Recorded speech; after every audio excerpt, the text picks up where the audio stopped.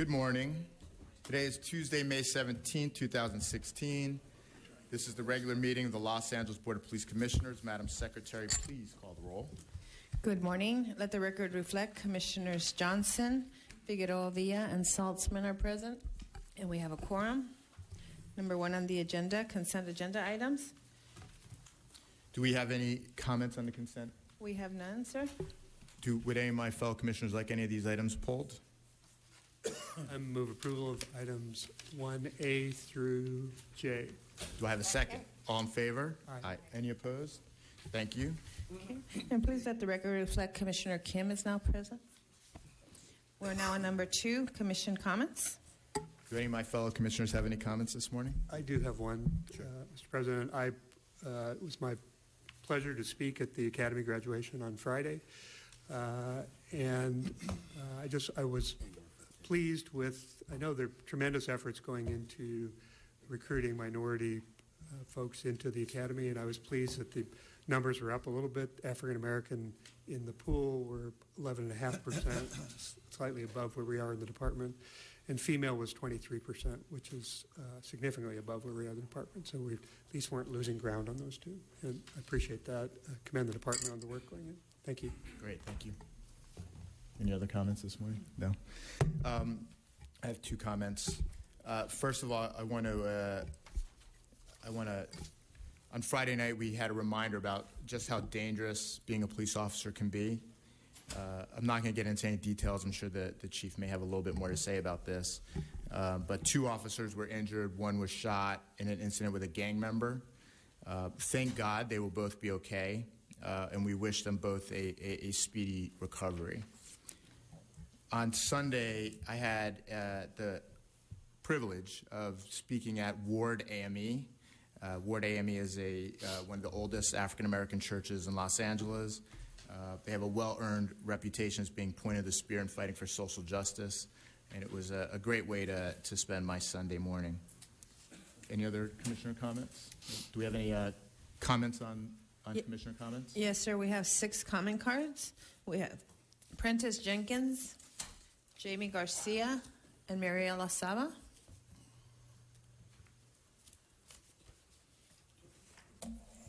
Prentice Jenkins, publisher City Life newsletter, activist since 1991. I'd like to read the Brown Act. Brown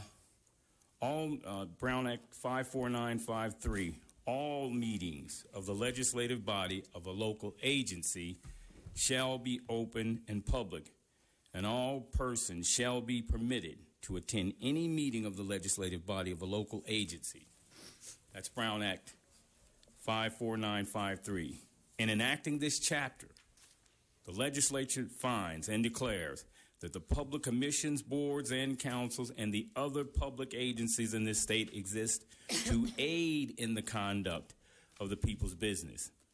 It is the intent of the law that their actions be taken openly and that their deliberations be conducted openly. The people of the state do not yield their sovereignty to the agencies which serve them.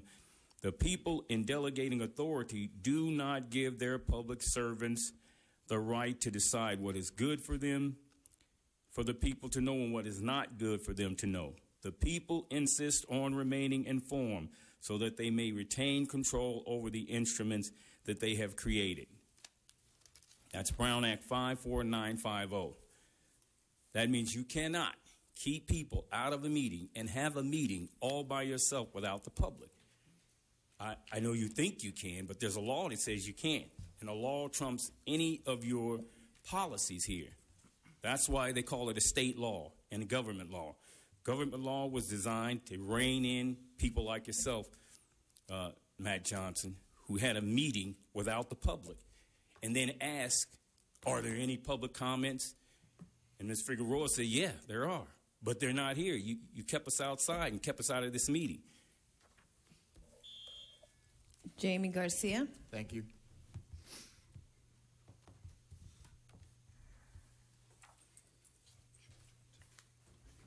Good morning. So good morning. So over the last few commission meetings, we've been seeing how people have been being arrested. I heard that it's being called a shit show out here. But I wanted to reframe what's been going on. There was a meeting that was scheduled with you, Matt Johnson.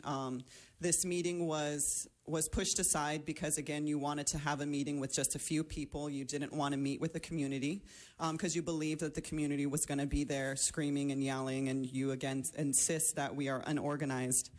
And I also read your statement in the Sentinel, basically criticizing our dissent and talking about what it truly means to be people who are organized and to what it truly means to reform the police department. But again, we see on Friday that another community member was murdered. So I'm here to read another statement that kind of reflects what we think about you, not just what you think about us. So civilian oversight, shock absorbers for the system. Civilian oversight of police has been increasingly pushed as part of the solution to address police violence. The Los Angeles Police Department has had a 5-member civilian oversight body as the Los Angeles Board of Police Commissions since the 1920s.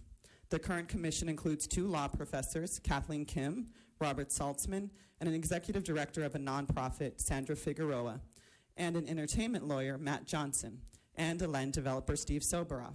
The LA Police Commission has subpoena powers and is appointed by the mayor under the city charter. The commission sets the overall policy of LAPD. The purpose for the commission states, the commissioner's concerns are reflective of the community at large, but the reality has been that in practice, the police commission has been anything but reflective of community concerns or representative of the community at large. One doesn't have to go too far in time to learn the total failure and complicity of LA Police Commission in providing cover and protection to LAPD, a department with a long history of violence and corruption. Mariela Saba will continue. We can look at the 1990s facade of reforms recommended by the Christopher Commission, created after Rodney King's brutal beating. Reforms which also established the LAPD Office of Inspector General, or the 2000s period of federal consent decree imposed upon the LAPD by the Department of Justice, accusing the LAPD of engaging in a pattern or practice of excessive force, false arrests, and unreasonable searches and seizures in violation of 4th and 14th Amendments of the Constitution, lasting for 12 years from 2001 until 2013. Yet the harsh reality remains that regardless of all the independent commissions or federal government oversight, corruption and violence remain the hallmark of LAPD. In April 2014, we found that LAPD officers tampered with the digital in-car video system devices, or dash cam systems, by breaking antennas on 90 out of 300 patrol cars. Chief Beck and Police Commission President at the time, Steve Soboroff, knew about it but decided not to investigate. Ironically, this level of blatant corruption and criminal activity was happening while the LAPD was still officially under the DOJ consent decree. In 2015, LAPD murdered 21 people in Los Angeles, the most by any police department in the country. Overall, in 2015, LAPD shot 38 people, 1/3 of which were mentally ill. Thank you. The next 3 speakers, Hamid Khan, Dave Vaughn, and the Red Chief Hunt. And please let the record reflect Commissioner Soboroff is now present. I'm going to take Hamid Khan's I'm place sorry, because you can't he's, do that. he's at speaking against the drones. I'm at sorry, this. but you can't. It's a have statement. another We're just 2 going to minutes. finish. He asked that I do that. Someone else can have the 2 minutes, but you can't submit speaker cards for people that are not here. But I just Otherwise, did. you could just submit 10 cards with different names. I know, and but have he knows 20 that I'm minutes. here, so I just want to finish the I'm statement. sorry, that is not acceptable. But it's a statement from the community. Next speaker. Dave Vaughn.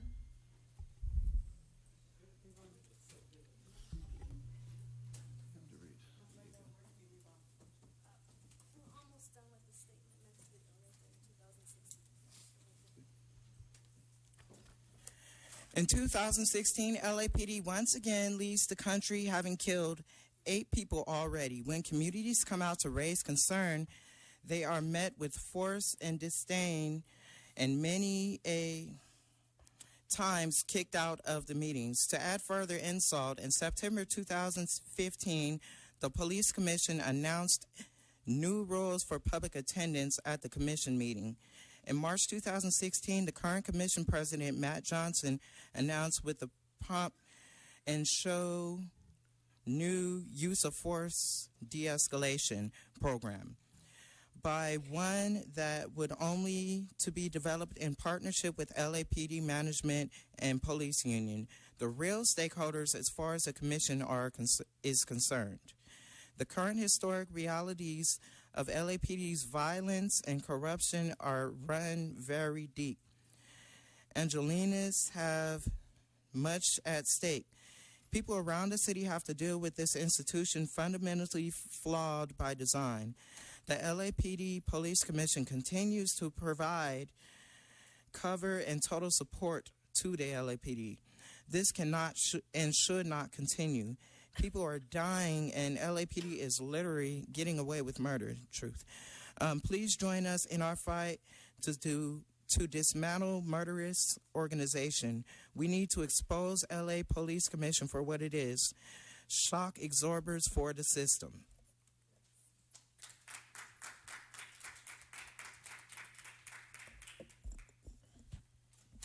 Good morning. Good morning. Red Chief Hunt on the record.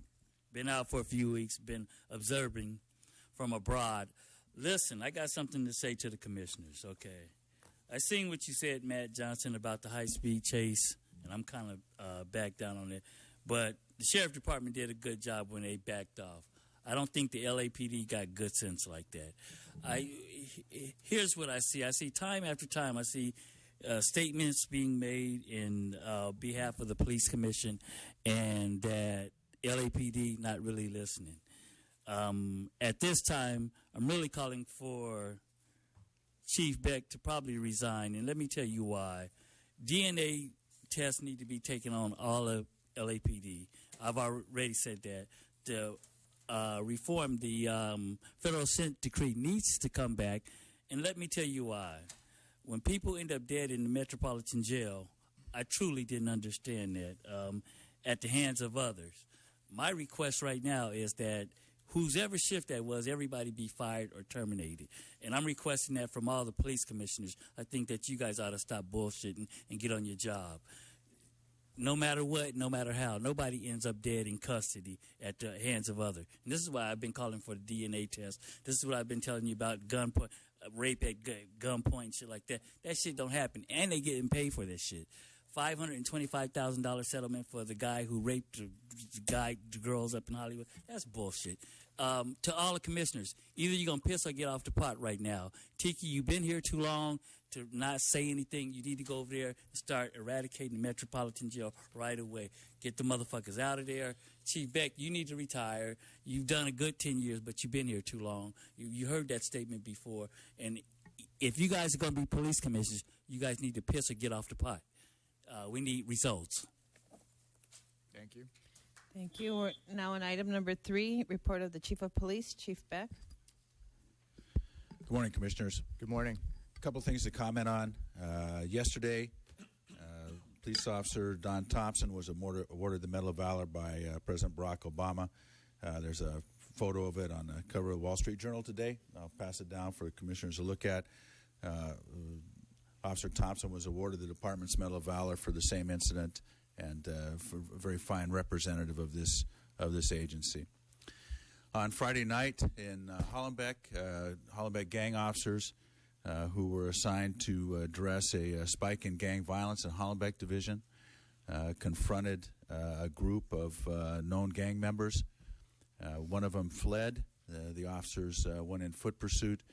Foot pursuit continued for about a block and a half. The gang member turned, faced the officers, confronted them with a pistol drawn probably most likely from his waistband. Struggle ensued. The suspect fired 6 rounds, one of them striking one of the officers in the right bicep. The partner officer returned fire, killing the suspect. I responded to the scene, as did Commissioner Johnson. It was obviously a very traumatic incident. I think it highlights a couple of things. One, the dangers of policing.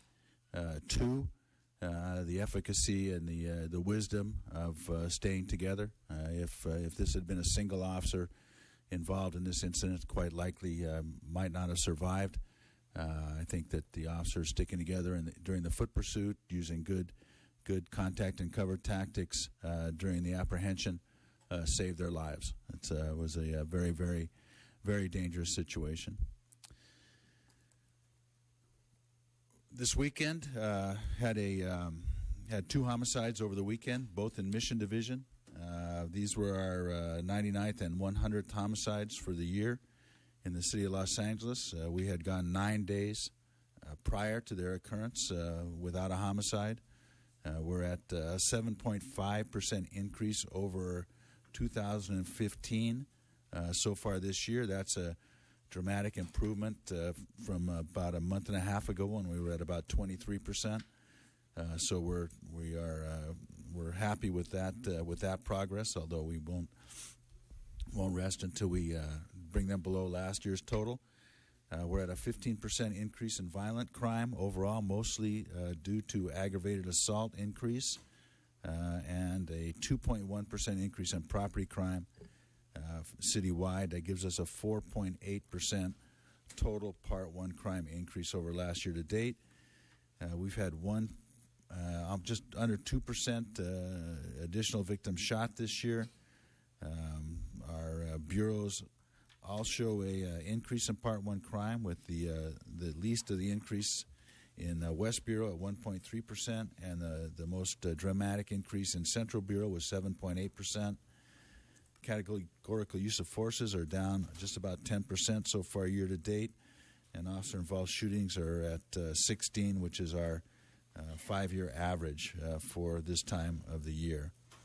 Gang-related shootings are up citywide, and gang homicides are up 13.7% in total.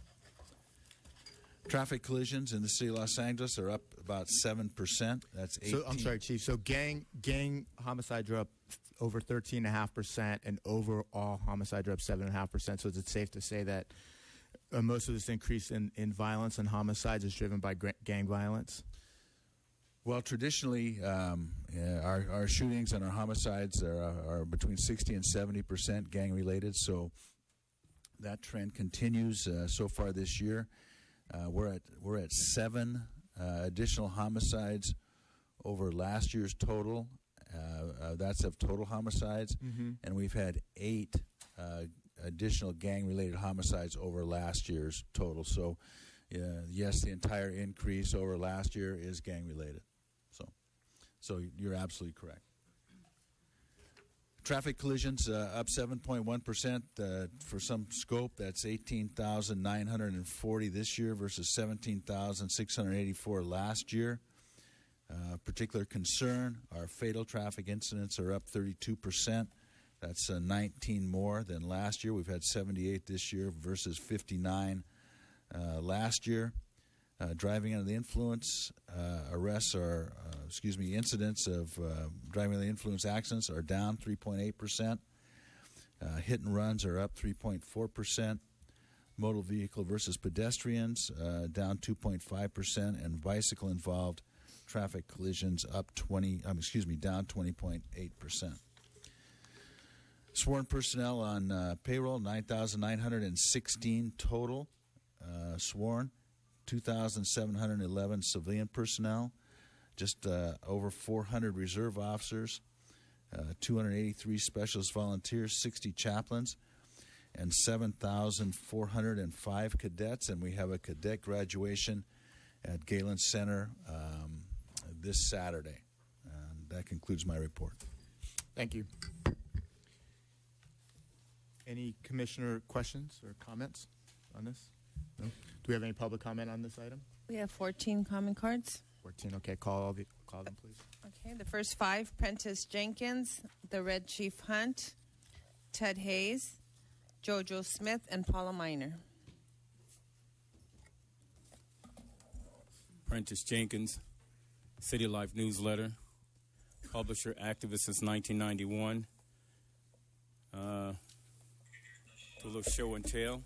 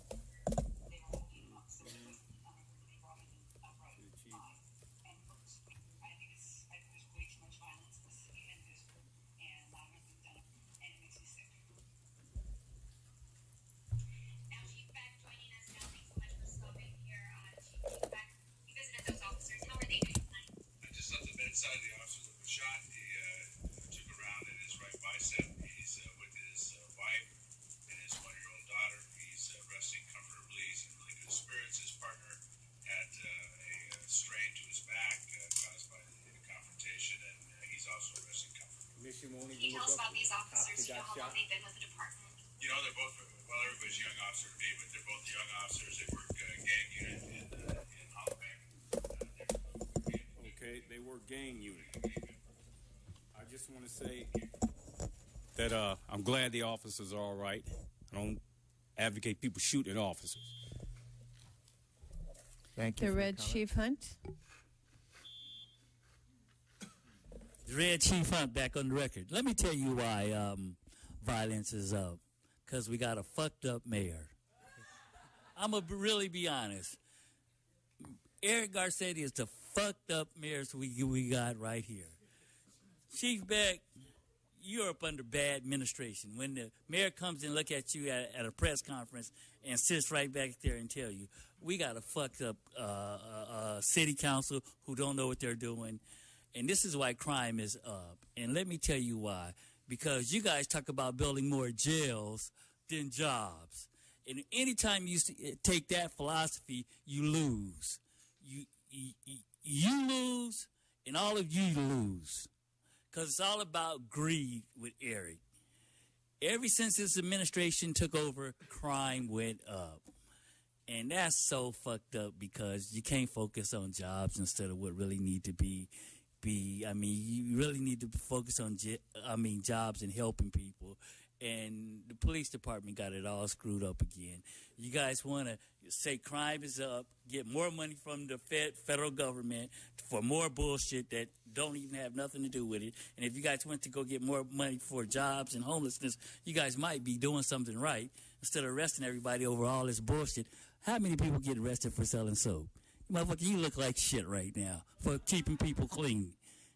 72 tickets for keeping people clean. You really look like shit. And the police commission, you guys need to get that shit together because the ultimate responsibility is on you guys. You guys want to arrest people for keeping people clean, something the fuck is wrong with you guys. And that's the bottom line. And Matt, you got a couple more months with me. You know, come on, you got to make change. It's about change. That's what Barack Obama said. It's about change. It's not about jails. It's about jobs. Make that change, like Michael Jackson said. Ted Hayes.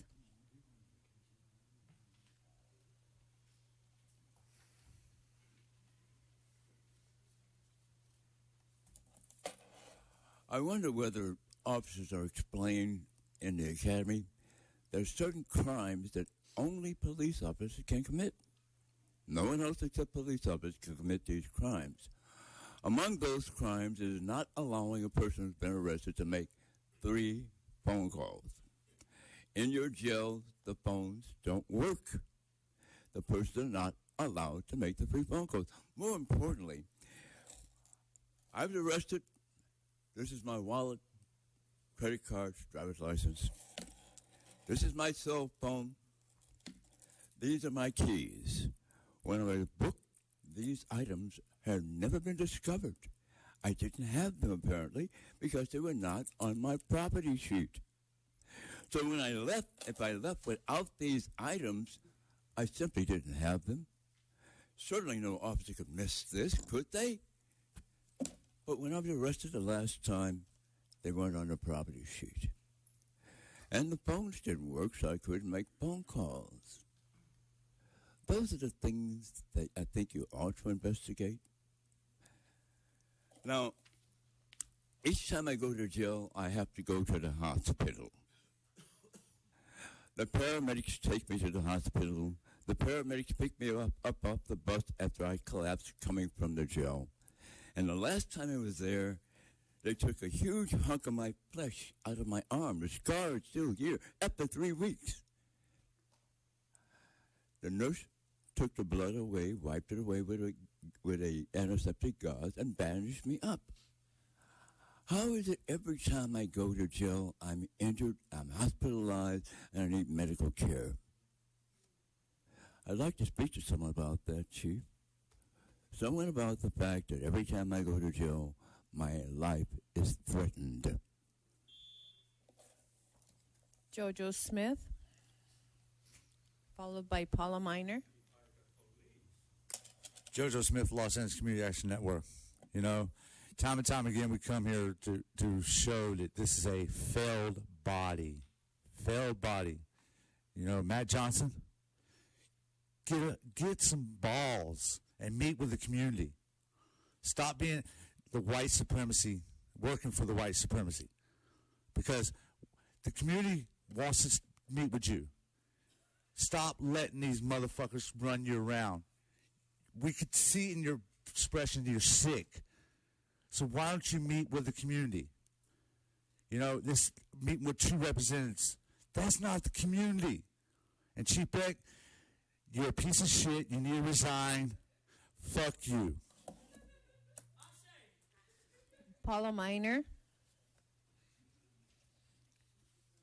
And then the next four, Pastor Q, Jen Marie, General Jeff, Akili, and Hamid Khan.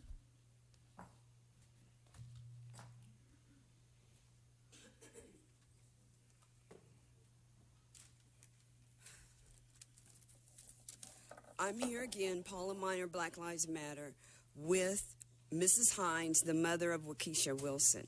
We're responding to Chief Beck's comments. Mrs. Hines has had no contact, no information from LAPD, despite the fact that, Chief Beck, you did tell her 3 weeks ago that you would be giving her information. She has none. Again, we need to lift up the name of Waukesha Wilson, and we will continue to do that. We will do it everywhere we can and with everyone we can. Also, Waukesha Wilson. Waukesha Wilson. Waukesha Wilson. Waukesha Wilson. I also need to comment to Chief Beck and Matt Johnson about the arrest of Black Lives Matter activists and supporters. Prior to Matt Johnson taking over this commission in September, no one had been arrested. Black Lives Matter had been coming to this commission since 2014, shortly after Ezell Ford was killed. Nobody has been arrested. People have been asked to leave for being disruptive or what you consider as disrupted, but no one has been arrested. Even going farther back to John Mack and other presidents of the commission, no one. And I believe that people have come before this commission and said things and did things that were far more egregious and maybe offensive to this commission than the things that Black Lives Matter says. We're only speaking about injustice. We're only speaking about a system that continues to harm our people. And I quickly want to say before my time runs out, there are no conversations in this room. A conversation is not 2 minutes and then you get shut down and you cannot bring up the topic again until someone allows you to. So to go around the city saying you want conversations is a lie. Waukesha Wilson. Say her name. Say her name. Waukesha Wilson. Say her name. Thank you. Say her name. Waukesha Wilson. Say her name. Waukesha Wilson. Okay, order, please. Order, please. Say her name. Waukesha Wilson. Say her name. Waukesha Wilson. Good morning. Good morning. My name is Pastor Q from the Church Without Walls and the Black Jewish Justice Alliance. As it relates to crime, I think one of the issues we have with gangs is that the issue we have with Black Lives Matter is that it's the same issue. I think for some reason you're afraid to be with the gang members or folks from our community in the same room. I read an article by you, Mr. Matt Johnson, May 12th in the Los Angeles Sentinel, and you talked about being appointed in September of 2015. Do you know why you're here? Because we took issue with the fact that the commission was mostly white male. That's why you're here. It was disruption that got you here. So to say that you're not going to meet with members of the community because of disruption, if someone is disrupting and you've asked them to leave, why does the officer always have to roll up and just lay hands on people? Why? You could have just shut down the entire meeting. There are things that you can do, but you always choose force because it goes back to our history, what the police used to do to black folks. You think this meeting is so when we get out of hand, so you can keep us in line. We're grown folks. You can't keep us in line. You can ask us to leave, but we have a right to disrupt the meeting. We're not breaking the law by disrupting the meeting. It is our duty to fight for freedom. It's our duty to win. We must love and protect one another. We have nothing to lose but our chains. It is our duty to fight for freedom. It is our duty to win. We must love and protect one another. We have nothing to lose but our chains. Mm-hmm. And you can't make, and you can't make all the rules of engagement. If the community says they want to meet with you, we should have some rules of engagement as well. You got to negotiate. Thank you, General Jeff.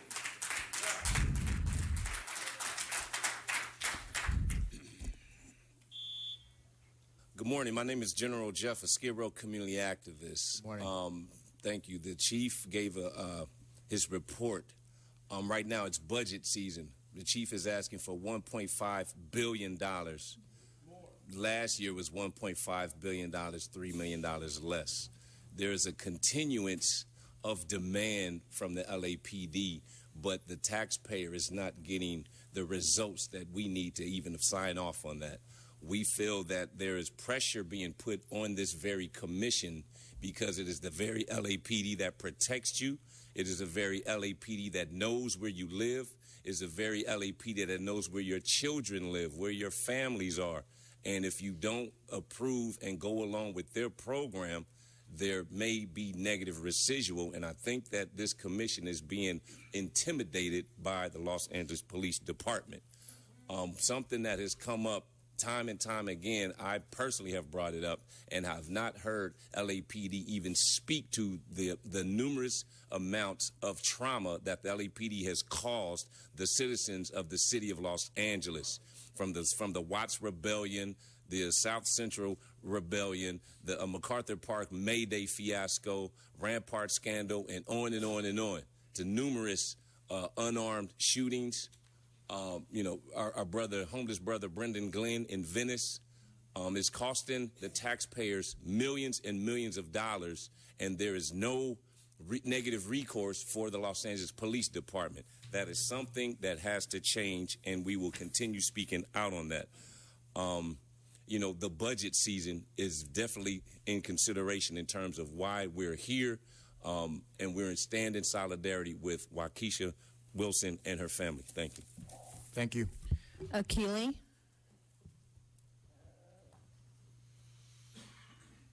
Last week, I didn't get a chance to speak to the presentation that you made because I was asked to leave before that came up. So I'm going to address it now and the Beck's comments.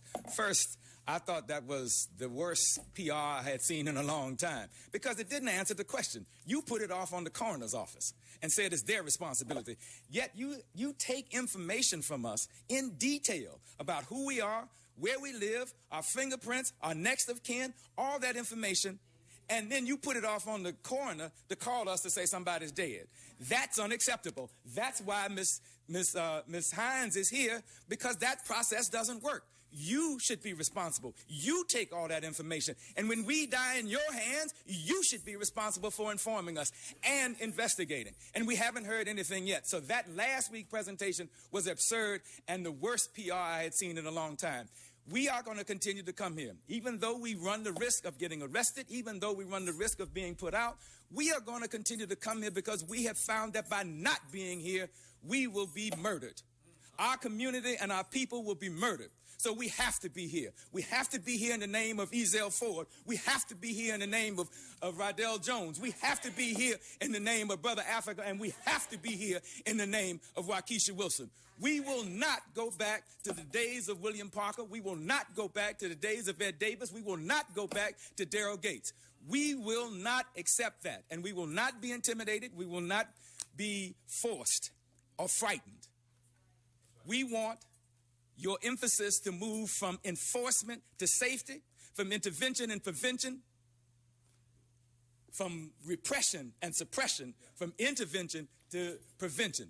Those are things that make us safe. That's why we come here every Tuesday, and that's why we'll be back. That's right. Hamid Khan, and then the next 5 will be Tiana Lawless, Monica Brown, Eddie H., Bill Jackson, and Dion Black. How many students in the audience? Quite a few students. So what you're watching here is something that is fundamentally flawed by design. You know, when you look at a structure, you study math, you study things, you realize that the data that goes in, that you can't come to a proper answer. You realize that the data that is being put in is really wrong. Something is fundamentally wrong. So what you're watching here today is the community exposing something that is flawed by design. The chief spoke about someone receiving the Medal of Valor from President Obama. What the chief didn't say to you was that it's the same President Obama's Department of Justice that had imposed a restriction and an oversight and a governance on this body because they deemed them to be incapable and incompetent. Incapable and incompetent, violent, corrupt, and killers for 12 years, from July 2001 till May 2013. That is called a federal consent decree from the Department of Justice. What the chief didn't say was that last year LAPD killed 21 people, the most anywhere in the country. Of all the people that LAPD shot, 1/3 were mentally ill. The chief didn't say that already this year LAPD again leads the nation by killing the most people. The chief didn't tell you that their officers broke these antennas. You must have seen these videos, sometimes dash camera videos, right? 90 out of 300 patrol cars, they broke these antennas. The chief would never say that. So what you're seeing is a lesson to be that this is something which is structurally, operationally, organizationally, economically, politically, structurally is fundamentally flawed by design. So when we get arrested, when things happen, when Dr. Melina Abdullah, when they arrested her last year, what she was doing was what Dr. King said, that it is our moral obligation to disobey unjust laws. It is our moral obligation to disobey unjust laws. So remember, look at this body. This is a body that is flawed by design. Thank you. The next speaker, Tiana Lawless.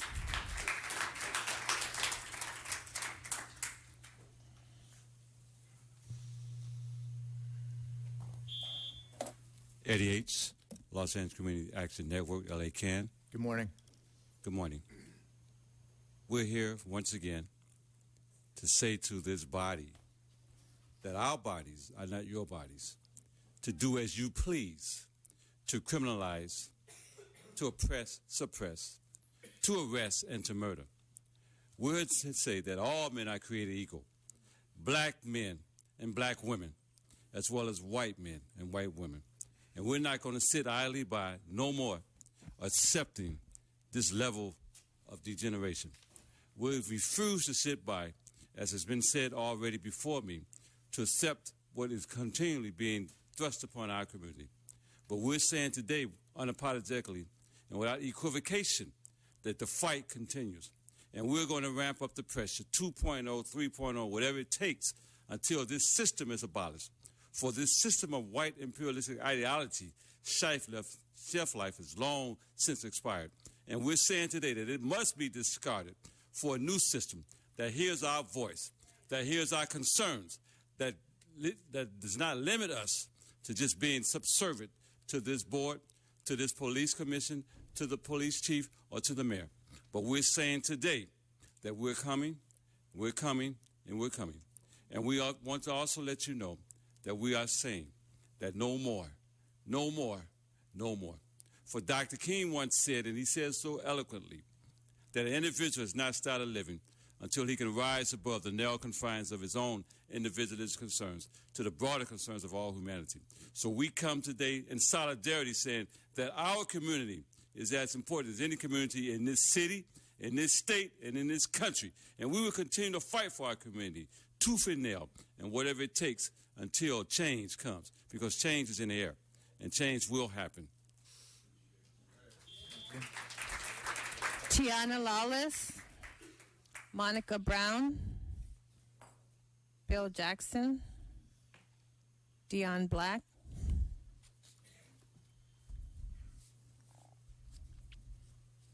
Okay, none of these individuals are here. That's it? That's Okay. it on this item, sir. So let's move on to, The regular agenda. Mr. President, item. looks like I have one speaker coming forward. okay, here we go. Could you identify yourself, please, ma'am?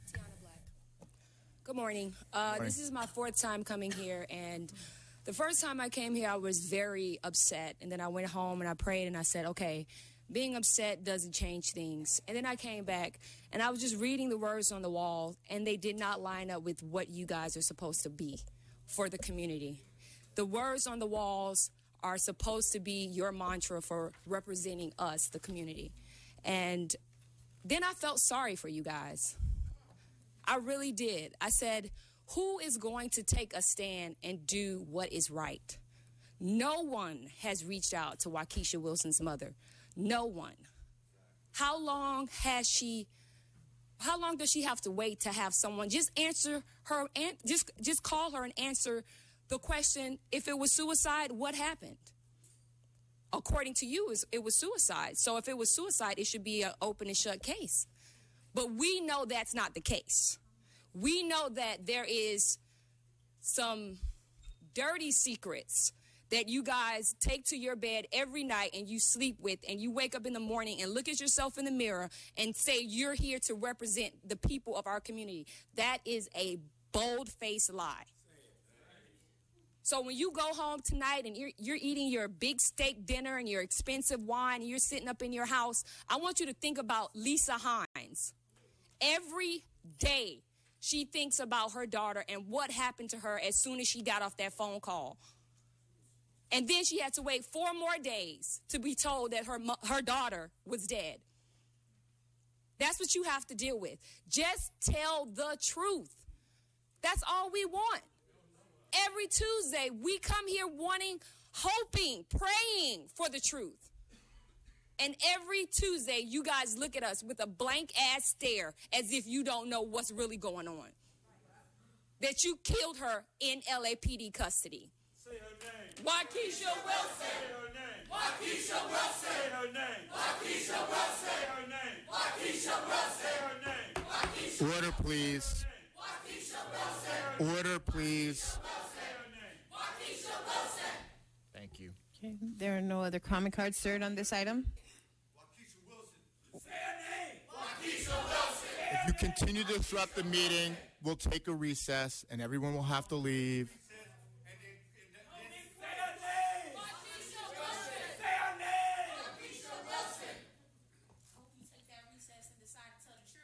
Okay, we're now on item number 4, regular agenda items. We do have comment cards on all items, sir. Great.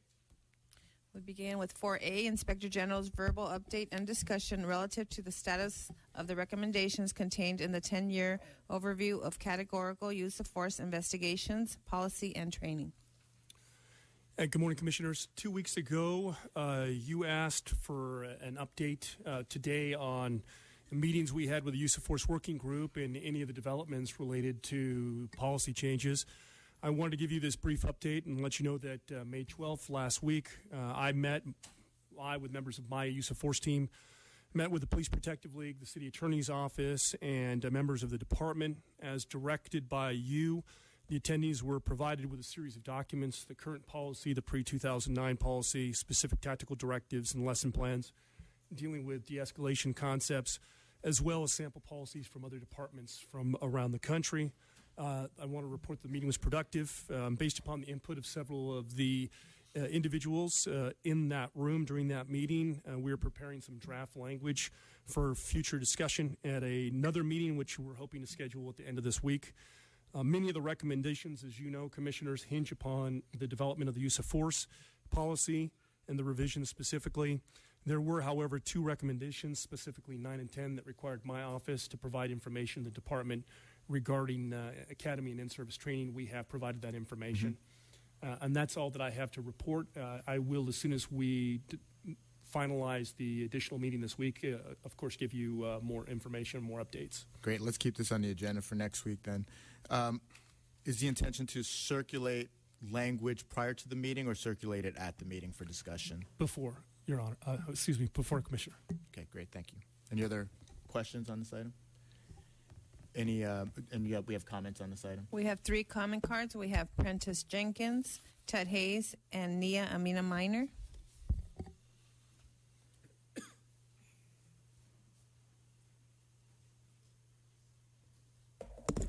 Prentice Jenkins, published a City Life newsletter, activist since 1991. Categorical use of force. I'm sure that Ezell Ford's mother would have something different to say. Categorical use of force. Was that categorical use of force done by a police officer on this young lady?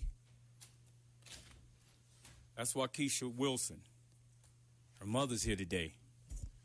She wants to know, was categorical use of force done on her daughter? When you talk about categorical use of force, you're usually talking about somebody you killed, some cop killed. Now, guess what? Cops have already killed 21 people this year, as Brother Hamid Khan said. I was shocked. I didn't know that. I'm glad all these activists are here. This place is packed today because activists, what we want to know is, why is there so much categorical use of force on people who are not armed? Why is there so much LAPD categorical use of force? All we want to know is what happened to this young lady, Waukesha Wilson.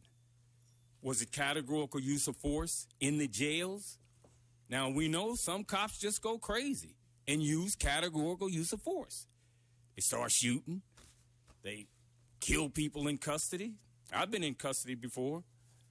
Saw a cop. They said one of the inmates spit on one of the cops. Then I saw the cop putting on his black gloves. I didn't see the beating, but I did hear the screams in that jail. So all I know is when cops use categorical use of force, this is what it usually ends up as. Thank you. Ted Hayes.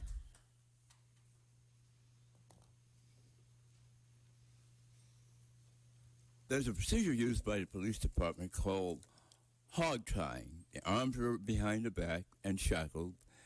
The legs are shackled or tied in some fashion and pulled up behind the person's back and attached to the shackled arms. 2 people died being hog-tied. 2 people in custody died while they was hog-tied. Shouldn't hog-tying be called a categorical use of force? Not only that, there are things called control holds. where an arm can be placed behind the back like in a wrestling move that's called a hammerlock, and it's very, very painful. There are control holds with wrist turns and finger holds and things. They're painful also, but they don't leave any marks, and they don't usually break any bones or tear any muscles. But those are uses of force, and they're very painful, and the suspect suffers a great deal, depending on how often and how strongly they're utilized.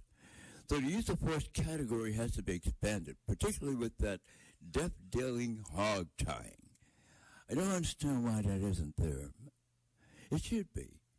There should be a certain limit as how far up you can pull those legs to the hands, because that's what causes people to die, I believe, because their circulation is cut off and they can't breathe. The first man who died in hog tying, he said the mantra, "I can't breathe, I can't breathe, I can't breathe," and he died. So we heard in New York a man could not breathe, chokehold. That's not supposed to be utilized, is it?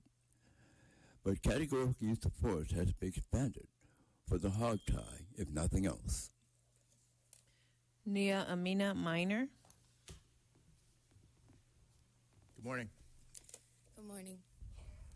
This 10-year overview of use of force is insufficient, and we know it's going to be ineffective.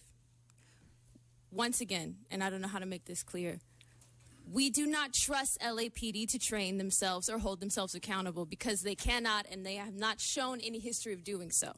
Furthermore, we can't even trust them to investigate themselves.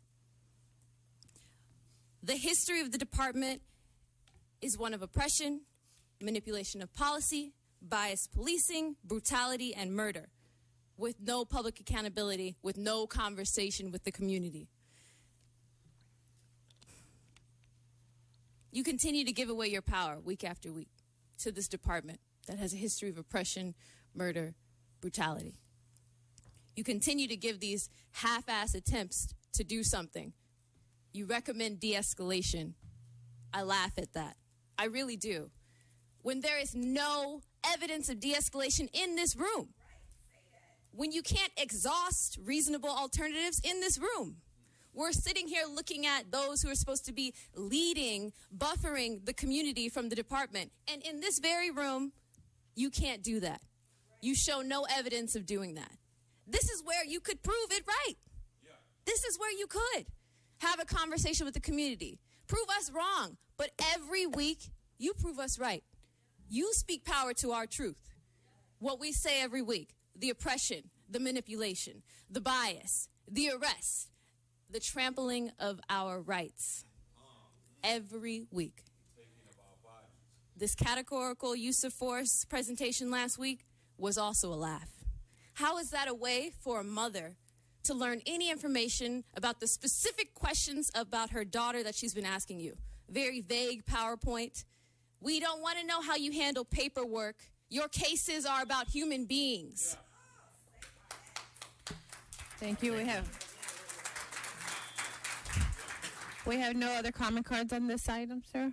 We're now on item 4B, Department's Report dated May 4th, 2015, relative to Ethics Enforcement Section Quarterly Report, 4th Quarter, 2015.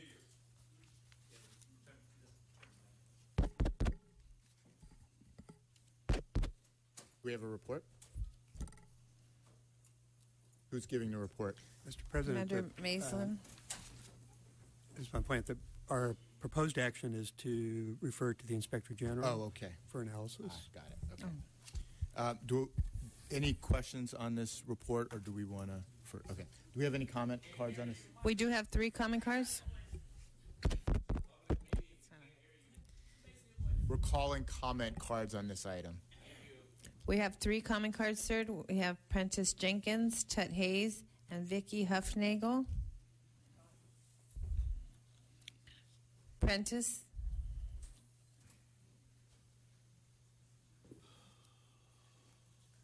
I'm sorry, what item were we on? We're on item 4B. 4B, okay. Relative to the Ethics Enforcement Section Quarterly Report. Okay.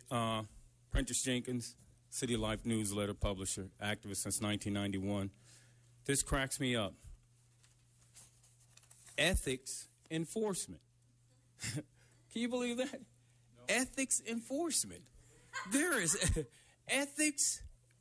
There are ethics in the police department.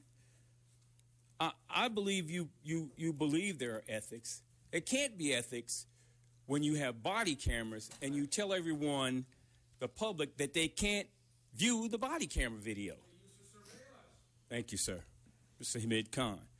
Yeah, there couldn't possibly be any ethics when you say that before the officer gives a statement, he gets to view the body camera. What kind of ethics are those? I mean, really? Can you believe those ethics? I don't believe you guys believe it.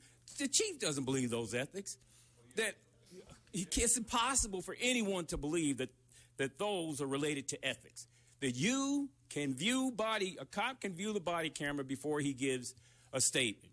Can you imagine if the cops that beat Rodney King knew there was a camera on them and they got the camera, the video down to the station? They said, don't make a statement.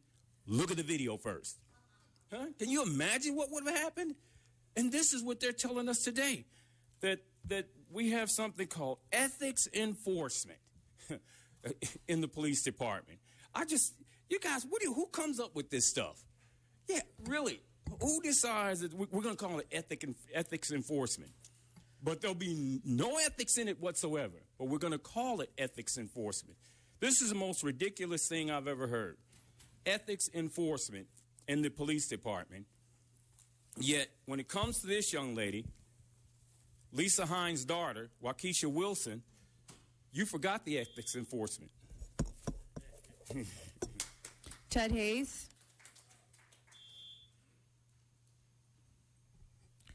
Mr. Hayes? He's making his way. Okay.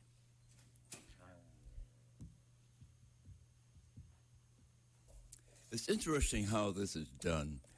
They use undercover secret personnel to go into the police officer's job site and check them out to see how well they're doing their job, to see whether there's any risks taking place. So that's spying on the police, right? But it's a good way to find out what's going on. So they have undercover cops or the people who work in this department go in and pretend to be doing something that might prompt some kind of risk. I think that's quite interesting and novel. I don't know how the league thinks about that, but it is novel. But I wonder whether or not anyone's going to probably go down to that jail, pretend to be locked up, and see whether they can make a phone call. And if they can't make a phone call, will some officer be charged with a misdemeanor crime, as the law says, because the phone calls were denied? That's interesting. Right before you now, ladies and gentlemen, let's see how you handle it. Because that's important. That's a constitutional guarantee. It's called due process of law. And if you can't do that in our LA jails, we're going to have the feds back here. No question about that, with consent decrees and things like that. Not that that's something we don't desire, but I hope you will recognize something perhaps the department should have the onus of resting on them once again. When they don't book in your property and they tell you you didn't have a phone, you didn't have any keys, you didn't have any credit cards, how could that happen? So send someone in and see whether or not those items are on their property, haven't been found on their person when they got there. I think that's quite extreme to deny the person that, because there's a purpose for it, to simply take those things away from the inmate. Thank you. Vicki Huffnagel. Thank you. I'm a bioethicist. And to be an ethicist requires more than just study. It requires valor and giving up what is considered the normal things that people want. And I am going now today and tomorrow to the Office of the Inspector General sitting here, to the Department of Justice, to the FBI, and to the Attorney General in California on the lack of ethics that has taken place in break-ins and financial crimes in this city. I will be holding a press conference at my home, which 2 weeks ago was broken into. I have lost over $500,000 in personal items. But that doesn't really matter. I'm a whistleblower. And what I lost was the discs, the papers, and the computers. Now, any drug-addicted person or regular thief isn't going to take those files. But my files were taken. And I will have that press conference for the press to see the house. My car was stolen 2 weeks ago. Not one investigator has called me just to even ask for my license plate. When I came here over a year ago, I was told I was going to get support in looking at financial crimes. I'm white looking, so everybody assumes I'm wealthy and I have privilege. But if this happened to me, how many homes have been ripped off by Morgan Stanley, Mellon Bank, and what they do is they allow their bank people to come in and organize the thefts, and we have witnesses to this, and there has been no investigation in over 7 break-ins, no communications between the different police groups, okay? San Marino was the first one, and nobody called from North Hollywood to San Marino. It's a long, complicated story, and thank you, but I am taking action. I'm not going to come here and bother you constantly, just a little bit. Thank you.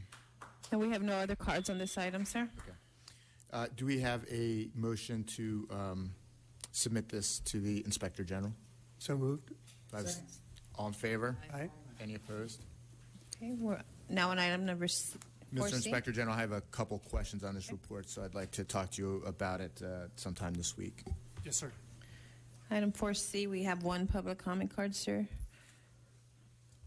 I'd like a report on this item. Okay, Department's report dated May 12, 2016, relative to the Risk Management and Harm Reduction Status Report, first quarter 2016. Good morning. Good morning, Mr. President, members of the Commission. My name is Mike Himes. I serve as the Department Risk Management Manager. Today with me is Captain Choi, who's the commanding officer of the Risk Management Division.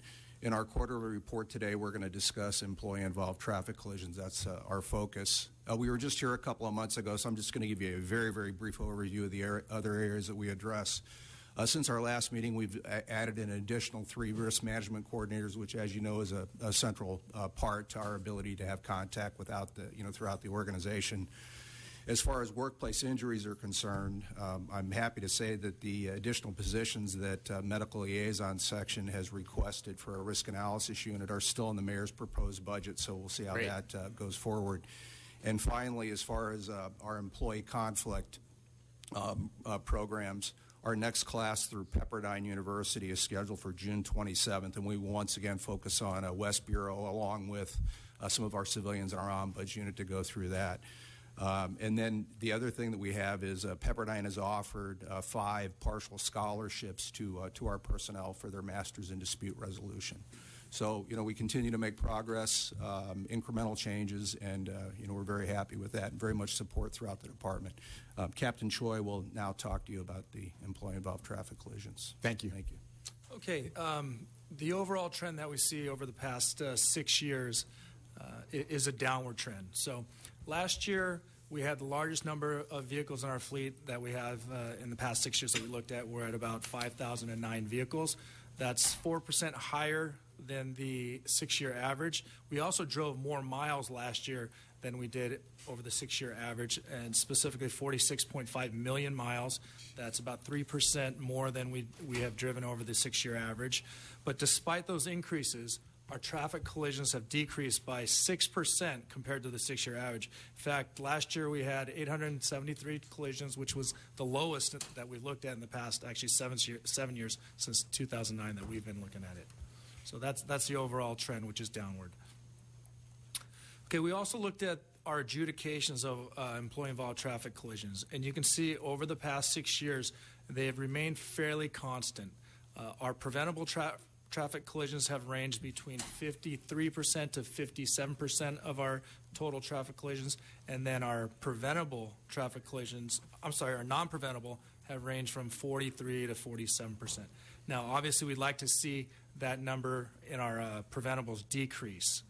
And we are continuing to look at traffic accidents, identify causes of these accidents, and develop solutions to decrease that number.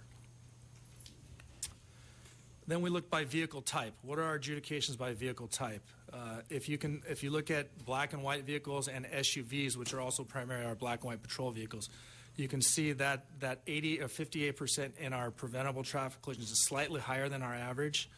So our efforts are focused there to reduce those preventable traffic collisions. Are the SUVs, are they black and white SUVs, or are they? They're both, but majority of them, I believe, are black and white SUVs in patrol. Okay. Yeah, we have our Metropolitan Division have SUVs that are plain, but those are encompassed in our plain vehicles. Correction, they are not encompassed. They're in the SUV number. Okay, so And then those numbers pretty much mirror the black and white numbers. They Yes. exactly mirror. Yes, black and they white. do. They do. So we don't see any difference in our sedans versus our SUVs in the collision rates at this point. We will look deeper into that, though. And then you look at our motorcycle collision rate or our adjudications. You can see it's much larger, our non-preventable. That's consistent with same thing in the public when motorcycles get in accidents. You just can't see them and they're hit. Okay, we looked at seatbelt usage. So we looked at the most recent 3 years, and we looked at all vehicles. And on average, when a vehicle is equipped with seatbelts, about 25% of the time they're not being utilized. About 74, 75% of them, they are being utilized. Now, this number does not include times where they're not utilized, but there's a valid reason or a justification for not using them. But going on to the next slide. Okay, so this is our focus, black and white vehicles. This includes SUVs and our sedans in patrol. We looked at 3 years, and we had 1,337 employee-involved traffic collisions with these vehicles. We have roughly an 85% compliance rate, meaning the vehicles were equipped with seatbelts, they were required to wear them, and they were wearing them. Now, you can see the red and the green here, roughly 494. This is when they were not wearing their seatbelts. Okay. But we divided that up. The 200 you see there is when they were not wearing them and they were required to wear them, meaning there was a violation of our policy. So that percentage rate is about 15%, and that's been consistent with other areas that we've looked at. We looked at EOD audits on seatbelts. We looked at some data from telematics, and about 15% is consistent for actual noncompliance. Okay. If I could just ask you about this chart and the previous chart. This chart combines the 3 years. Yes, it does. And the previous chart had year by year. Are you able to take the second chart and divide it by year to see whether there are trends going on? Absolutely, we are. We just have not done that, but we can do that for you. Okay. I would appreciate that. And second, I'll let you finish before I ask you. Go ahead. Okay. Will you explain what the not used, when somebody doesn't use the seatbelt and it's justified? Can you give me a couple of examples other than just sitting in the car when it's not moving? That's precisely the case. So one of the traffic collisions we looked at, officers respond to a radio call. They finish a radio call. The car's parked. They sit in their car, and they get rear-ended by a DUI driver. Okay. So that's one example. That's one example. Others would be they're responding to a call, man armed with a gun. They're half a block away. They take their seatbelts off so they can tactically deploy out of their vehicle quickly. So there's a variety of reasons, but each of these reasons are reviewed by the commanding officer at the areas, and if they are justified, no action is taken. If they're not justified, then obviously action is taken. Okay, we also looked at collisions by time of day. You can see here from basically daylight hours from 6 o'clock in the morning till 2100 hours, which is 9 o'clock at night. We have the largest number of traffic collisions. That's what's expected.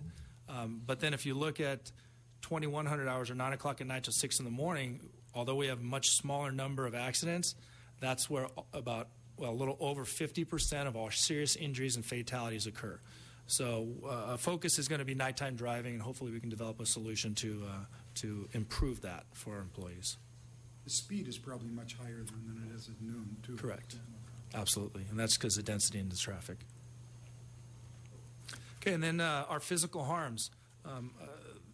This is fairly consistent with our TCs in that a small number of events account for a large portion of our harms, physical and financial. So here you can see injury to the public. Almost 90% of our total traffic collisions in the past 3 years, we had no injury, no complaint of injury. We had 3 fatalities. All 3 of those fatalities, those collisions were deemed as non-preventable on our part. And then we had 6 where there was serious injury to the public. And then we looked at injuries to our employees. And this number is much higher because now we're talking about individual employees rather than just the traffic collision itself. So for individual employees, you can see it's about 90% of our employees are not injured in these traffic collisions. Also, what this means is the vast majority of our traffic collisions are slow speed, parking lots, backing, those type of accidents. We did have 2 fatalities in 2014. Those adjudications are still pending. And we had 24 serious injuries to our employees. And just of note, 14 of those 24 motorcycle officers that crashed that resulted in serious injury. 1 was a bicycle officer, and the other 9 were police cars or black and white police cars. In 5 of those incidents, of those 9, seatbelts were required. In 5 of those incidents, seatbelts were not used. 3 are still pending, so we don't know the outcome. 2 of them, one was action was taken against the employee, and the other one, there was no penalty based on the circumstances of the incident. Then we look at our financial harms. Over the past 6 years, we paid out approximately $32.4 million in claims and lawsuits. But of note, we looked at those payouts or claims that were significant, and we used a threshold of $500,000. And there were 7 incidents over these 6 years that accounted to $20 million. So again, the point being, if we focus on our serious incidents, that we're going to have a significant impact on our financial harms as well as our physical harms.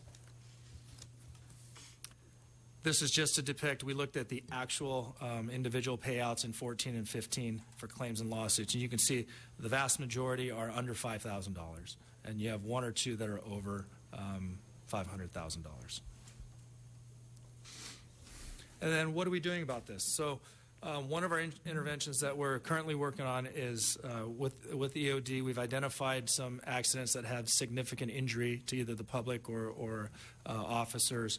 We've identified employees that we are going to approach to see if they're willing to give personal testimony. We're going to make videos and post them on the lands, and hopefully we can appeal to our employees to wear their seatbelts, to don't overdrive, drive safely. Secondly, we're continuing our messaging efforts on the MDCs. We've been doing that since January, and these messages get sent out 3 times a day. It's reminders to wear your seatbelt. It's reminders to slow down, not overdrive. If you don't get there, you can't help anybody. Those types of messages. We've gone out and we've talked to employees since then, and some feedback we've gotten was very positive about the messages. Very positive in the sense that they're reading the message, they understand it, and they're thinking about it continually. We're going to add to this messaging to include workplace conflict messages as well as employee wellness messages as we go through the year. And then last but not least, the expansion of telematics. Currently, Hollywood Division has approximately 100 vehicles that are equipped with telematics, and what this is essentially a black box in a police vehicle. It could tell you your speed, where you're wearing seatbelts, where you are, those various types of things. And what it does is it establishes driving patterns and behaviors so our supervisors can identify at-risk behaviors and address them accordingly before an incident occurs that creates harm for us.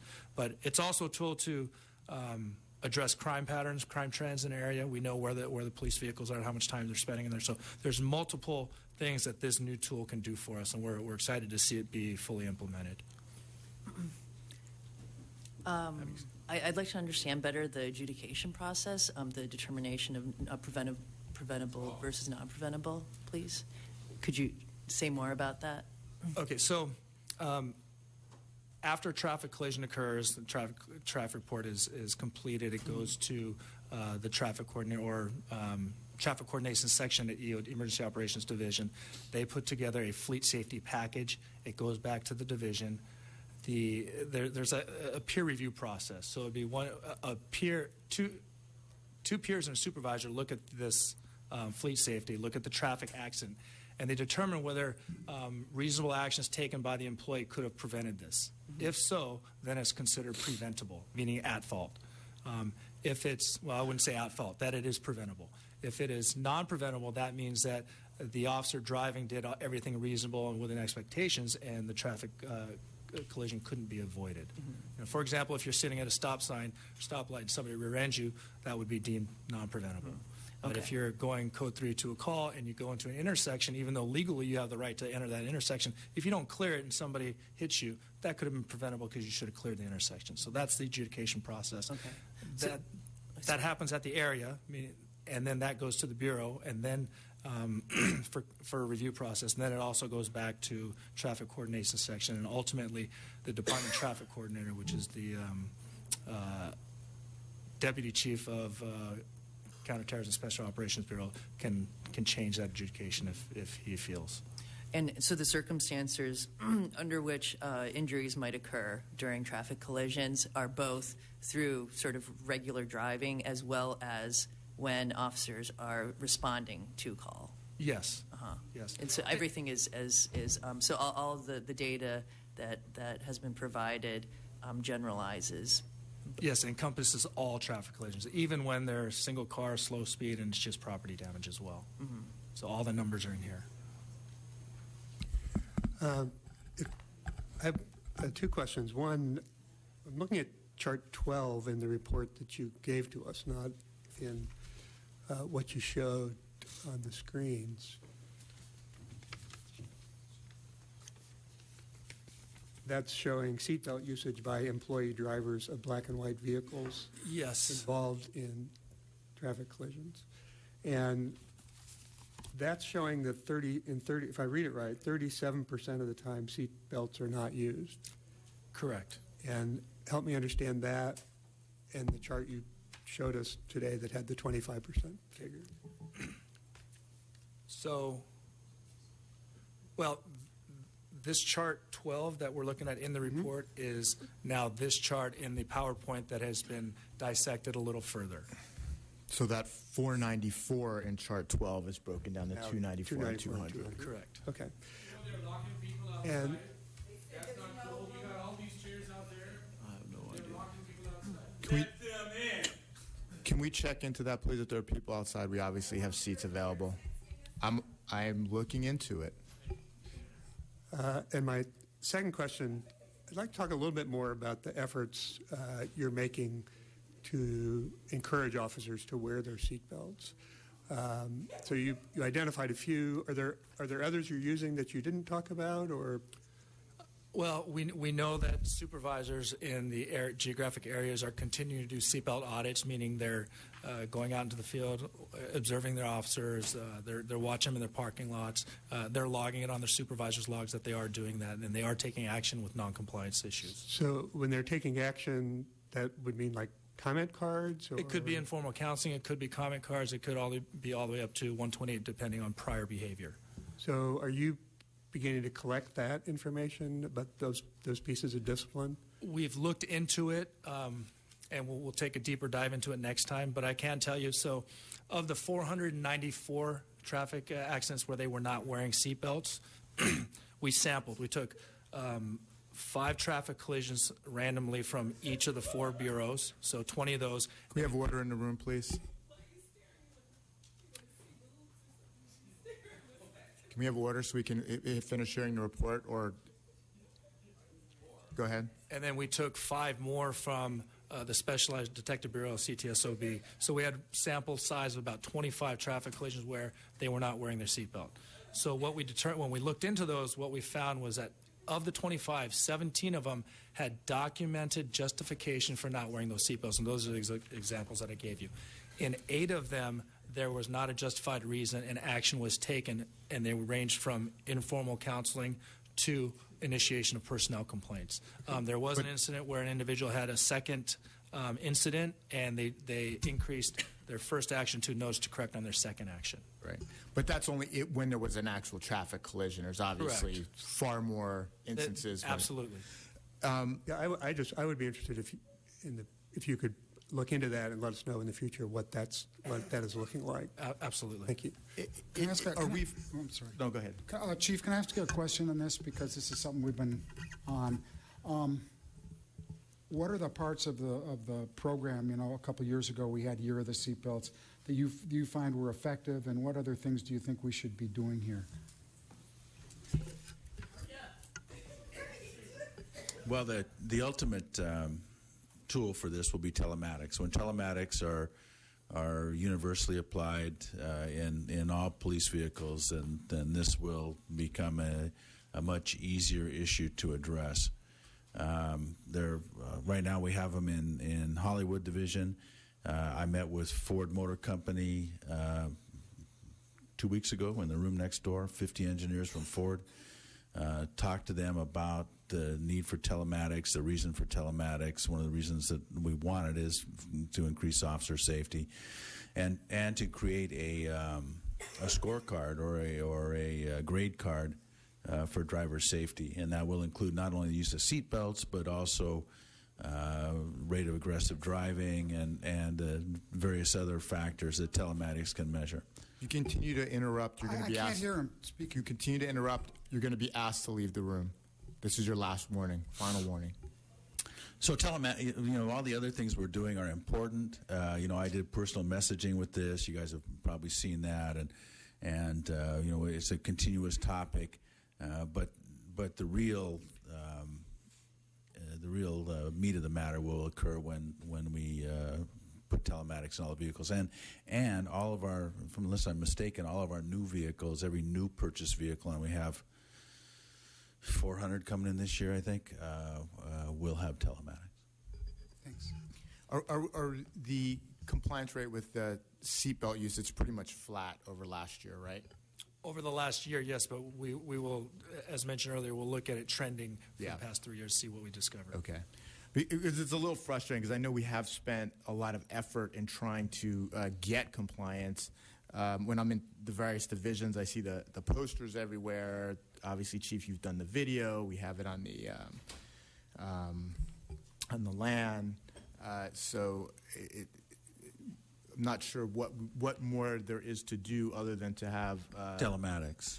Telematics will put out alerts to the watch commander that you have employees operating a vehicle over 35 miles an hour or whatever the you don't have your seatbelt on. Don't have a seatbelt on. I mean, it is a technology. It's a piece of technology that will be hugely important, and it's not. I mean, it's not just about monitoring driver behavior. I mean, they're much more involved in telematics. The crime fighting aspect of telematics will be huge for us. When you combine telematics with the information and predictive policing and the ability to monitor the location of vehicles, time in target areas, all of that, it will absolutely change policing. We were talking about it to our vendors the other day, and soon the car will be telling the officer just how effective their location and that time of day is, as far as a crime fighting tool. So it's and we're very close. Like I say, all the new cars will have it in them, and we're actively evolving the process by which we monitor not only where and when the cars are, and then compare that to crime data. Right now, almost all our 85% of our cars have AVL, which is different than telematics. AVL tells you where the car is and how much and time and space, but not the detail of vehicle behavior that telematics will give you. So, what's the timeline of when the entire fleet will have telematics, or say 70%? Well, it depends on how adding telematics after purchase of a vehicle is expensive. Buying vehicles with telematics is zero cost. So as we move forward and replace the fleet, then we'll have telematics. So that doesn't answer your question. The answer to your question is probably 3 to 5 years. Okay. Based on budget. The problem is I asked for. It's not a problem. It's a reality. The reality is that I got about half the cars I asked for this year, and so we're going to have to take our older vehicles deeper into their life cycle, and one of the downsides to that is no telematics. Right. And as the more cars have the telematics, do we already have the infrastructure for using that data? So you talked about the watch commander being able to see what's happening. Is that also we're developing that, or is that? That's what we're doing in Hollywood. And Hollywood is our beta test site. We actively put the equipment into Hollywood Watch Commander's office so they could do that kind of thing, and they are developing the way that the Watch Commander's office will utilize telematics to improve not only fleet safety but patrol efficiency. So nobody's done this at this kind of level before. So much of what we're doing in Hollywood is to develop this, and that will be the model that we'll try to roll out to all the other divisions. Thank you. Thank you. Any other questions? Thank you. Do we have any comments on this item? Yes, sir. We have 3 comment cards. We have Prentice Jenkins, General Jeff, and Crystal Warrior. Thank you. Vernon. I saw this. I was on Vernon between Vermont and Figueroa once. I saw 2 cops in a car, one black, one white. The white cop was driving. There's only 2 lanes of traffic there. And there are cars parked on the sides. There are only 2 lanes of traffic. So you can't go around anyone. The cops hit the gas, were in the westbound lane where we were going, eastbound lane where we were going, jumped into the westbound lane. Traffic's coming right at them. They hit it at 70 miles an hour. And when you saw them come past, they were laughing. I could see the whites of the black cop's teeth. They were cracking up. I said, and you could see the man coming who was coming towards them in his truck, and his eyes got real big. And these cops are just having a good time. No lights, no sirens. They just hit the gas, right? Because the cop said, it ain't my car. If I crash it, what is it? It's no skin off my nose. So guess what? All of a sudden, they were getting close to that man whose eyes were going big because he couldn't stop, and they couldn't stop, and they nudged the car over and got back in the westbound lane. Took off. It reminded me of Star Trek going warp speed. I kid you not. They went warp speed. They actually went warp speed. You haven't accounted for cops just getting bored and hitting the gas. I believe they killed people. There was a van that a cop hit, and the witnesses said we never saw lights or siren, and they had their front lights off too, and they killed that. They killed they killed 2 of a family of 4 in a minivan. Next comment. Thank you. General Jeff.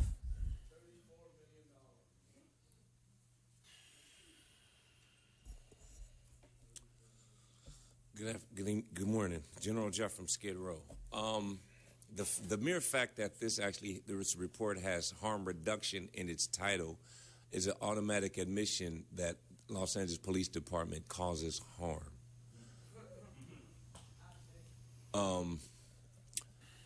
Going back to the LA Police Department's core principles, it is based on fear.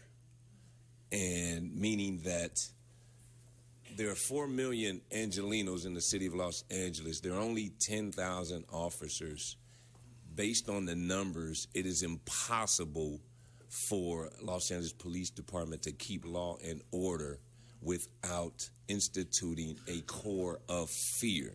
So automatically harm is going to be caused to many of the millions of Angelenos that live in this city, specifically minorities.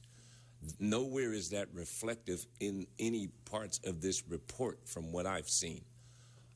When we talk about LAPD's core values, we focus on items such as resisting arrest.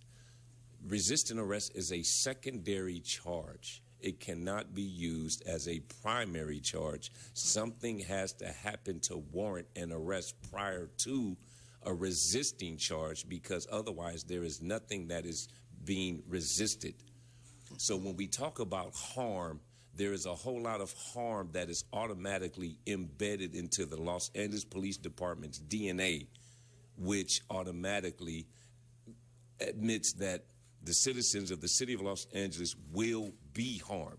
And when we see millions and millions of dollars being paid out of taxpayer funding It is unfair, it is unrealistic, and it is not helping the city move forward. Thank you. Thank you. Crystal Warrior.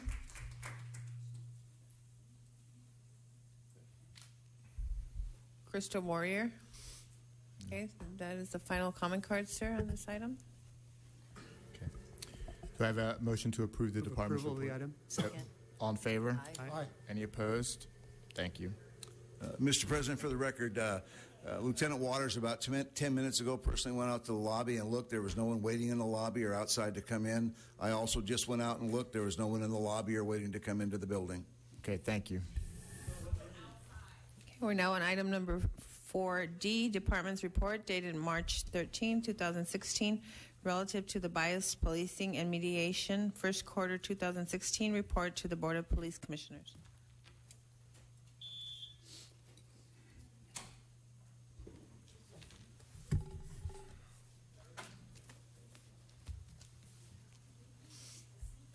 Good morning. Good morning, Commissioners. Commander Stuart Maisland, Commanding Officer of Internal Affairs Group. When I was here a couple of months ago with the year-end report for 2015, as is usually the case, I leave with homework from the Commission. So I thought what I'd do this time is start off with what's new in the report that you asked for. Yes. And go from there. Great. So, first off, we provided some population data last time, and you asked us to include population, if we can, broken down by bureau and by area. We did include the population broken down by bureau in Table 7. I'm not sure really how valuable it is, but we did not include the population by area, which we can do. However, that would take another 5 pages to an already kind of large report. With a very small font size to do that. And also, because it's the first quarter, the sample size is really very small, and it might make more sense to do that in the annual report as we get to the end of the year.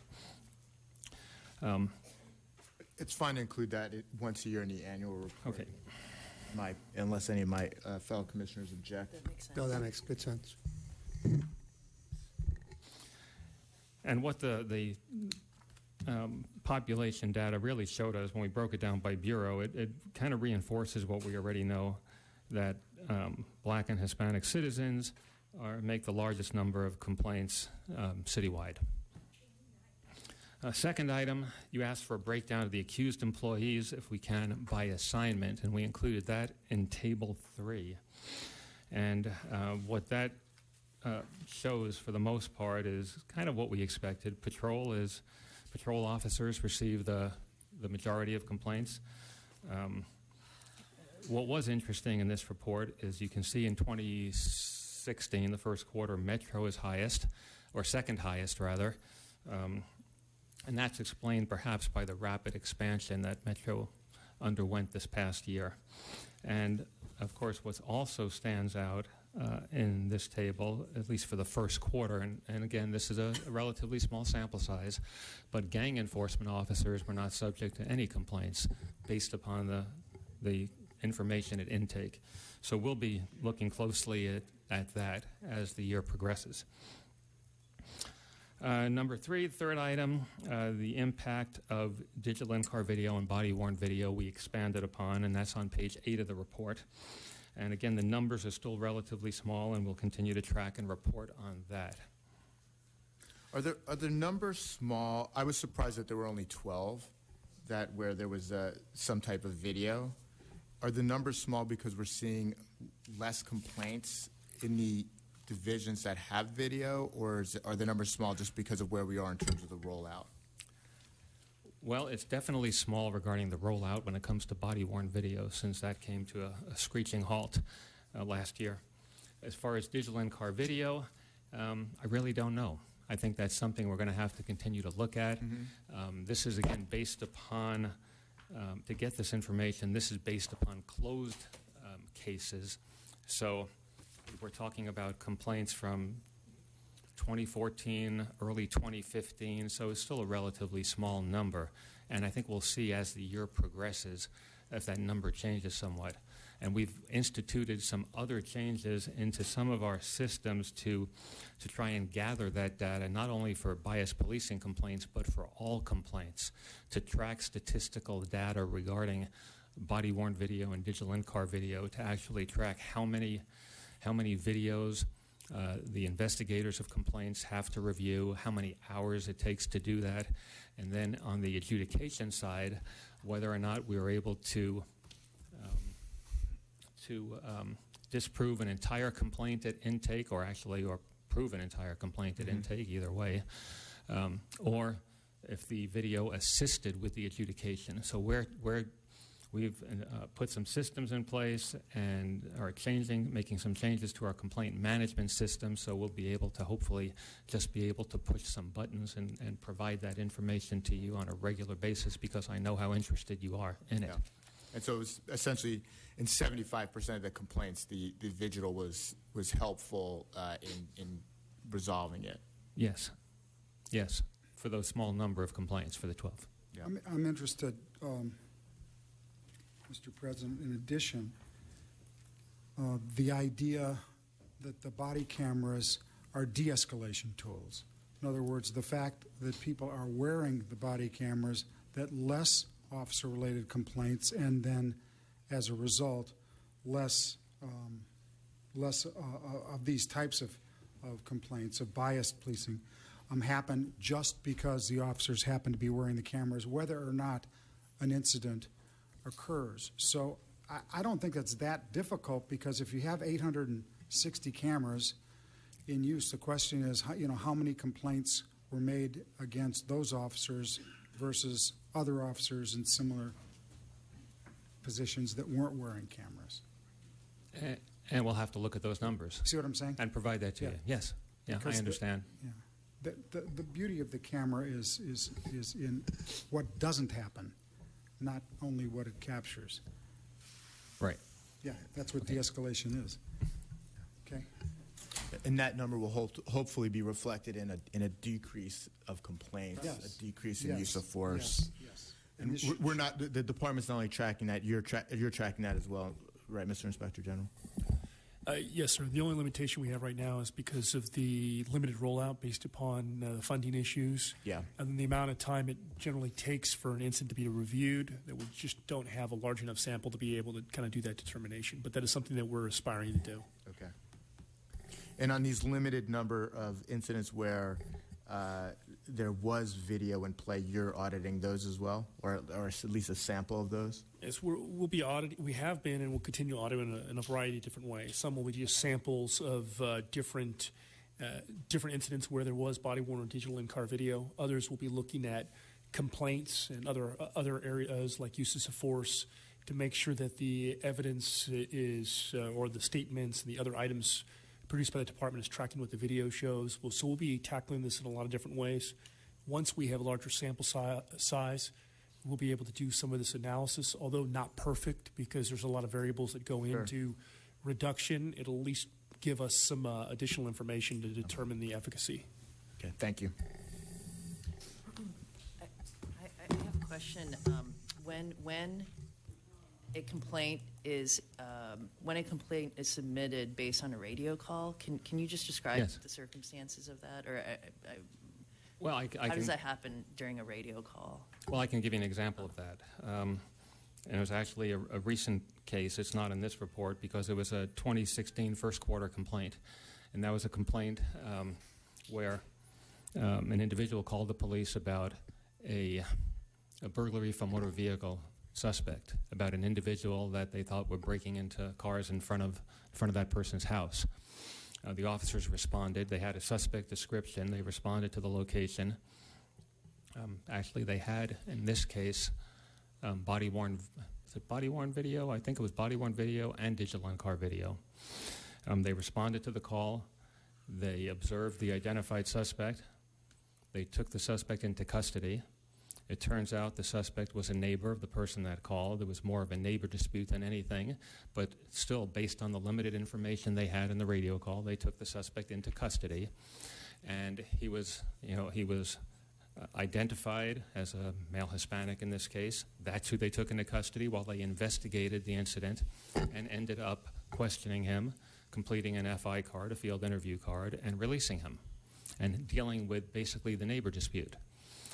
Now, the identified suspect that was briefly detained based upon the radio call complained that he believed he was treated differently only because he was Hispanic. And that if he wasn't Hispanic, he would have been treated differently.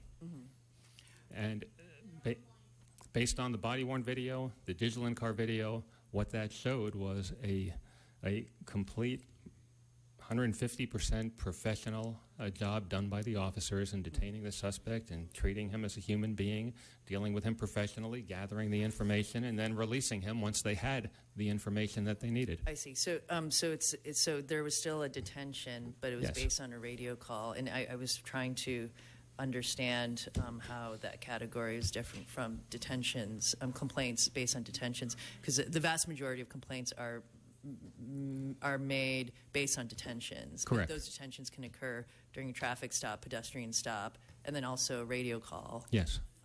Yes. And you know, in some cases, what we deal with on the department, officers think, well, I responded to a radio call. How can that possibly be bias policing when I responded to a radio call? And that's why our policy is so specific that it's not just the response and the detention that matters. It's what occurs after the detention that could be based on bias right. as well. I mean, the radio call and the radio call complaints are very, very nominal. The vast majority of complaints occur. I think that it's telling that the vast majority of complaints happen during that are detentions during traffic stops. Is that correct? It's traffic stops and pedestrian stops. Pedestrian Absolutely. stops. That has been consistent. As long as I've been in internal affairs dealing with the bias policing reports, that's been consistent. I mean, I look forward to what we can derive from in terms of more what insights we can derive from just the data. I mean, all we have are the numbers, and we know that complaints are made based on based on those stops and detentions, and so that should tell us that that's an area to focus on, but we need additional. And that's where the video, that's where body-worn digital in-car video comes into play, because when the complaints are made, there's some record, not necessarily a complete record of the incident to allow you to definitively say that absolutely nothing wrong happened, but you have a record of what the officer's conduct was in dealing with the call and how they handled it and how they dealt with the community members. Were they polite? Were they deferential? Were they empathetic? All of the things that we expect our officers to be when they deal with members of the public. I appreciate the sensitivity you're expressing with respect to this, and certainly the added data that you've provided. I think Commissioner Kim's question and then your example help us understand how difficult it is to evaluate these cases, and why it's so important that the department has implemented the special protocols it has on bias policing. Because you just take a relatively simple example, a radio call. You could take two radio calls that are exactly the same, except that in one the suspect is African American male, and the other the suspect is white female, so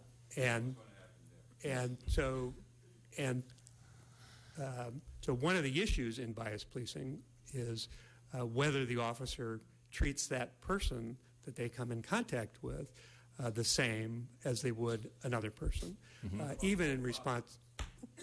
Can you please not interrupt? Even in response to the radio call. And so I appreciate your sensitivity on this.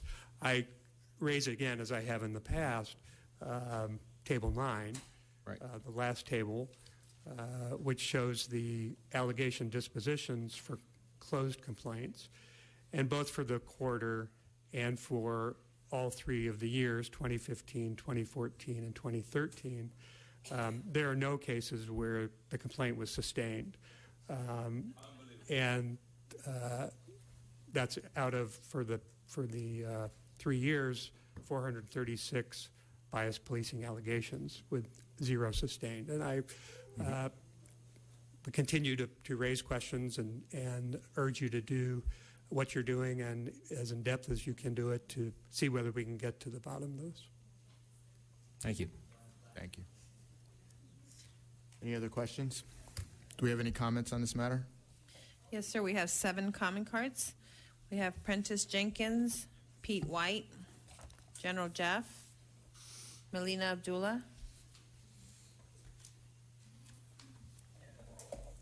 Prentice Jenkins, City Life newsletter There's other publisher, cards. activist since 1991.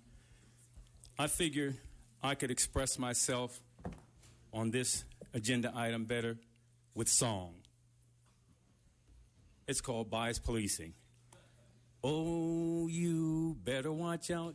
You better not drive. You better not walk. I'm telling you, bias policing is somewhere in your city. Bias policing, taking the list, just checking it twice. It wants to know if you're black or you're white. Bias policing here is somewhere in your city. Bias policing sees you when you're driving or walking down your block. So keep your hands up in the air so you don't accidentally get shot. Oh, you better watch out. You better not drive. You better not walk. I'm telling you, bias policing here is somewhere in your city. Bias policing's making a list. It's checking it back. It wants to know if you're white or you're black. Bias policing here is somewhere in your city. Bias policing asks you where you're going or where you're coming from. So keep your hands up in the air so you don't just say you had a gun. Oh, you better watch out. You better not drive. You better not walk. I'm telling you, bias policing here is somewhere in your city. Everybody, bias policing here is somewhere in your city. Thank you.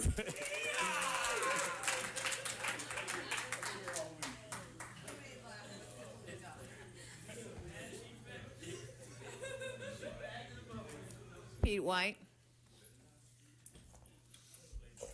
Folks are getting creative up in here, boy, I'll tell you. So someone mentioned Chief Parker earlier today, and I think it's relevant for this item. When we think about Chief Parker and how he populated the LAPD rank and file, he literally recruited from the Klan police officers from Louisiana and Mississippi. And it was that recruitment that spawned Daryl Gates. It was that recruitment that spawned Chief Beck, who says Daryl Gates, after everything we know about Daryl Gates, was his top cop, right? And so when we think about the numbers that we see and what was not talked about today, Stu, in 2015, right, law enforcement encounters per the Inspector General, Black contact 118, Latinos, but y'all call them Hispanic, 34, white 15. In 2014, Black 148. This is contacts and encounters. Latino, y'all call them Hispanic, 30, white 15. And so when we see 0 sustained, 78% unfounded, we know it jives with the rich racist history, right? That you continue to do the job as you see it, right? Propaganda, not propaganda. Propaganda is thick in here this morning. And test the lying is the way, right, of the LAPD. It's interesting, when I thought about Parker Soberoff, I thought about you looking like Mr. Peanut Head over there and thinking about where your resources come from and your riches come from and plantation capital. It's why you sit in that seat today. It's why you stand up and say, get them out of here as if you own us. But as Eddie H. said earlier, our bodies aren't for sale. We're going to resist until we die. All power to the people. Power to the people. General Jeff.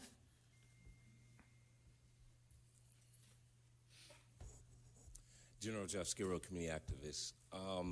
The Los Angeles Police Department was founded on bias.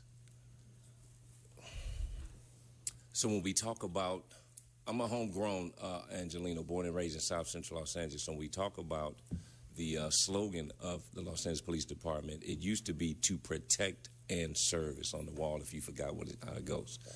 Later, it was changed to protect and to serve, which is that mission that you guys don't protect and serve, but you hope to protect and to serve. Is something that you aim to do, pun intended. So now when we talk about bias policing, which is we already know it's the same as racial profiling, there's a department foundation that is automatically flawed with the DNA that reeks of racism. Moving forward, when we give reports to this commission is also basing on a flawed foundation. So I'm not going to dwell on it, but just for it to be publicly noted, to protect and to serve is not solid or accurate. And now with the Los Angeles Police Memorial Foundation, it's a new slogan that we protect our own, when it should be we protect and serve our own, or even we serve our own without protection. Thank you. Melina Abdullah, Jasmine Abdullah, Hamed Khan, Jamie Garcia.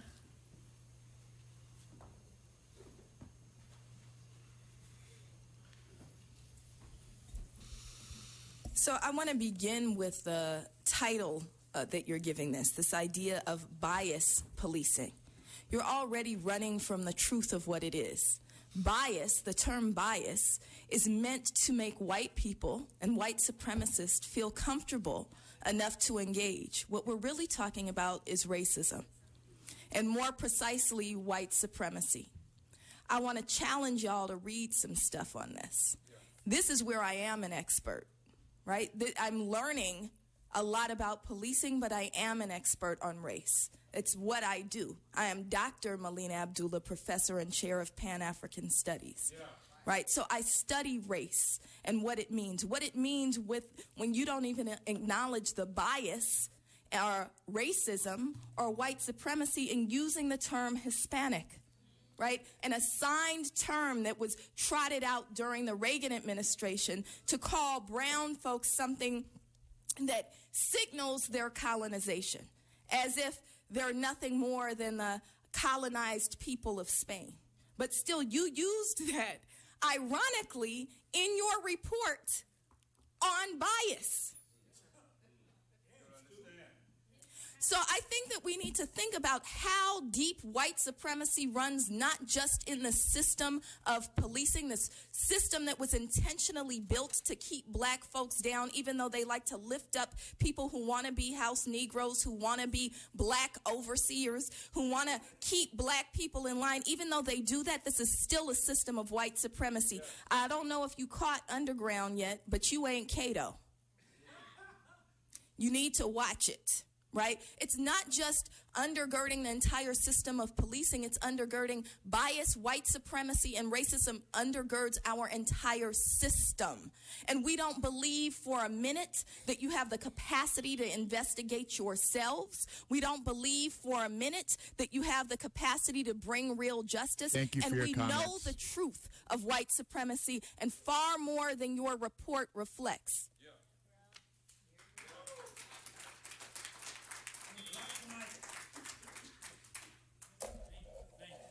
I'm up here right now because you guys are fucking incredible, right? Miss Hines sat here for the whole hour and you guys talked about seatbelts for 30 minutes. You guys have never talked about Waukesha not one time. Miss Hines actually ran here this morning. She ran to be at this meeting this morning. You know what I mean? To lift up her daughter. And what you guys do, you guys stump her down and take away her power. That's crazy. I'm looking at you guys and I'm like, dang, it's amazing the way you guys just did this mother, right? And I'm angry as fuck, man. I'm angry that you guys just sat there and did this mom like that, dog. And y'all talked about a seatbelt ticket for an hour. An hour, dog. An hour? Really? An hour? All I'm saying here is right here, okay? Let me breathe. I hate you motherfuckers. I ain't gonna read off of here. I hate you motherfuckers. I hate everything you stand for. We everywhere and we coming. Y'all think y'all could just do this and keep taking away people's children? That's her baby. You took away her life. Y'all see you sitting there with that punk ass smirk right there? You took away her life, you fucking idiot. Y'all, the more y'all don't do nothing, the more y'all make me angry, and the more I go get niggas like me that's angrier. We ready. We coming. Y'all gonna lift up Waukesha's name. Waukesha Wilson, say her name. Waukesha Wilson. Waukesha Wilson, say her name. Waukesha Wilson. Say her name. Waukesha Wilson. Say her name. Waukesha Wilson. Say her name. Waukesha Wilson. Say her name. Waukesha Wilson. Say her name. Waukesha Wilson. Say her name, Beck. Say her name. Say her name. Oh yeah, you need your guard dog, son. You scared? Who's scared? He guards you up there. You're gonna be a good watchdog, huh? Come here, son. Y'all some bitches. Who got the power? We got the power. I'm out here. Get it. I'm leaving myself. I don't need y'all. I'm leaving. I don't need y'all to escort me nowhere. I'm leaving. Kick me out. I've got everything I'm going to say. All y'all listen. The next speaker, Hamid Khan. Where's your empathy? Y'all have none. Hamid Khan.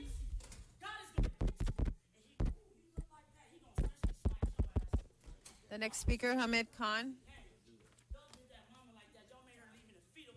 Can you stop it disrupting the meeting, please? Do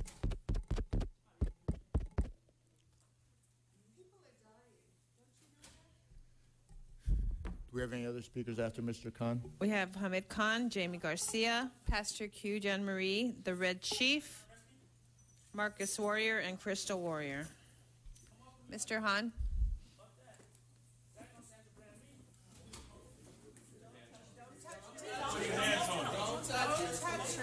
Don't touch her. Okay, Mr. Khan, please.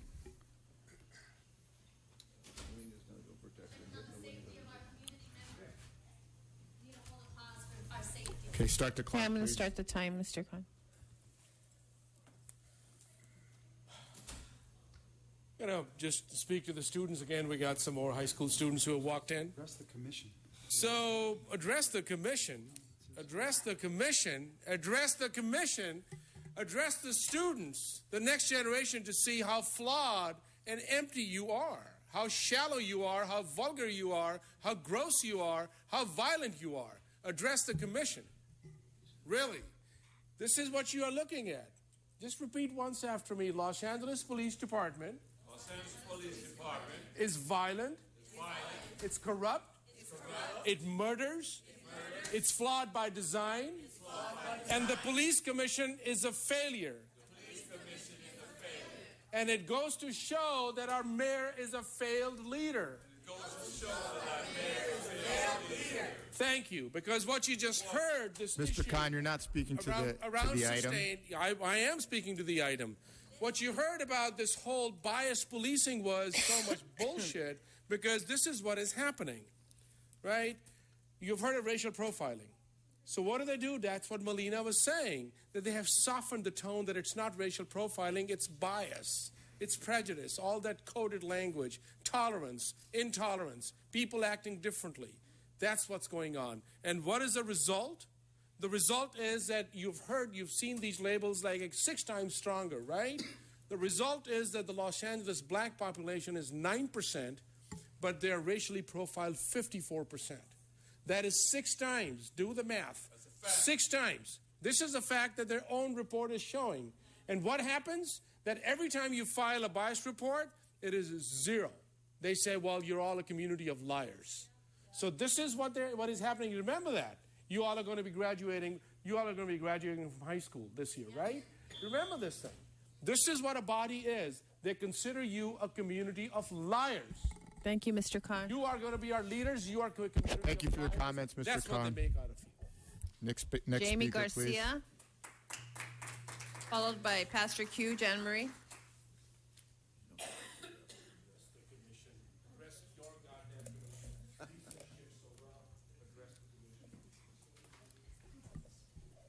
So I wanted to kind of look again at this spectrum of reports that continually come out from the commission. And I no doubt in my mind that this report is going to pass. Maybe Saltzman, sometimes he comes out against reports. He's the only one who seems to. But I'm assuming that even though we're realizing what's happening in these reports, that racism is happening, there's no bias policing that is occurring. It's directly should be termed racism is occurring, that everybody's sitting right there from Kathleen Kim, Sandra Figueroa, Matt Johnson, Steve Soveroff, that you're going to put a check mark and say, this report passes. Even though you try to bring up things like, well, when the body cameras get rolled out, maybe these, and you want to term them as complaints, but maybe what they actually are people being targeted. People are being targeted. There's not complaints just being filed, but people are actually being targeted for police misconduct, for racism, for abuse, So I wanted to kind of step back and think about it a little bit too, because basically what's happening is that people are being targeted, they're being stopped, they're being detained, and so again we just have this. It's stop and frisk. It's what we see in New York. It's what we're seeing everywhere. And so, I was trying to prepare myself when I came up here with stats and with statistics, but I just kind of just laid it out. I'm just like, it's right there. It's the black community that's being targeted. It's the black community that actually comes out and says, yo, I'm being targeted. This is actually what's happening. And it's the black community that's being stopped, it's being detained. And so I thought, do I really need to come out here and lay out all the facts? Do I really need to make this official? Do I really need to seem like I'm versed in your report that's going to collect dust? But then I realized, no, it's very, very direct. It's very simple what's going on, but it doesn't seem to really matter. And the sad thing about it is that I realize after this is done, you're going to say, is this report approved? And everyone's going to say, yes, it's approved. And you're going to consider us a community of liars. You're going to consider that all these targeted complaints are not worthy, and it's really sad. Pastor Q, the Red Chief.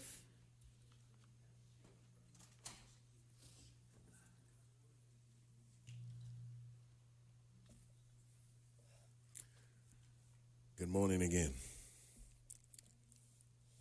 Good morning. I'm here to address racist policing, not biased policing.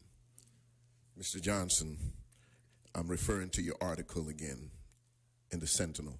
And as I refer to it, think about the numbers, 118 black folks to 34 and 15, and then 54%, and think about 9% of Los Angeles being black. Your words, and I quote, the department has a checkered past, which has contributed to the civil unrest in 1965 and 1992. In 2001, the LAPD was ultimately forced into the federal consent decree.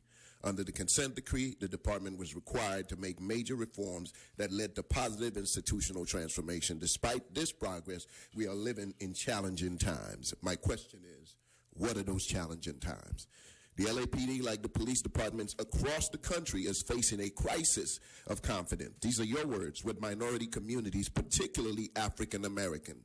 So your words are sealed with the statistics we hear today, right? Is facing a crisis of confidence with minority communities, particularly African American, as a result of both real and perceived racial disparities in policing. There are deepening wounds. My question is, how are we going to begin to heal those wounds? Lastly, since joining the commission, I have met with hundreds of people, community leaders, clergy, elected officials, and everyday Angelenos and individuals and groups. However, have you met with Waukesha Wilson's mother? And how are we going to begin to heal these deepening wounds that you're talking about? It won't be done with that report. The Red Chief. The Red Chief Hunt, for the record.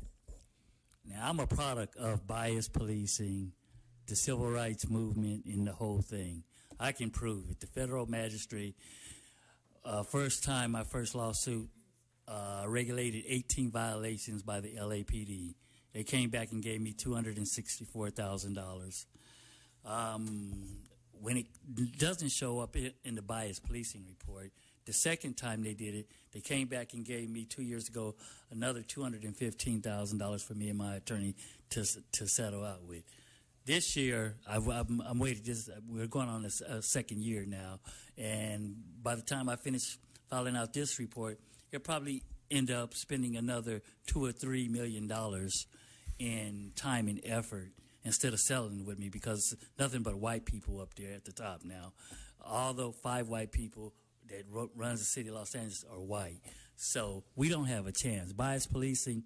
I got arrested for wearing my red Chief Hunt suit over there at the at the city council again, which they already gave me $215,000 for. But when I went to go file my complaint, they read me my Miranda rights for filing the complaint. Now, I'm just baffled by that, and none of you guys have never checked into that, but that's another $200,000. But anytime somebody reads you your Miranda rights for filing a complaint, you know it's bias policing and racial profiling all in this motherfucker. And ain't no way you guys can get around it. Like I said, you guys are in a terrible situation now. Second year, I can go ahead and file a complaint. Again, they will come back and reward me because the federal courts love my briefs. And just like Matt Johnson said himself, my legal ease are good. And it doesn't end up nothing but in lawsuits and money. But for 0 complaints, mine should have came back as complaint because you guys paid me for that shit. Believe that shit. Marcus Warrior.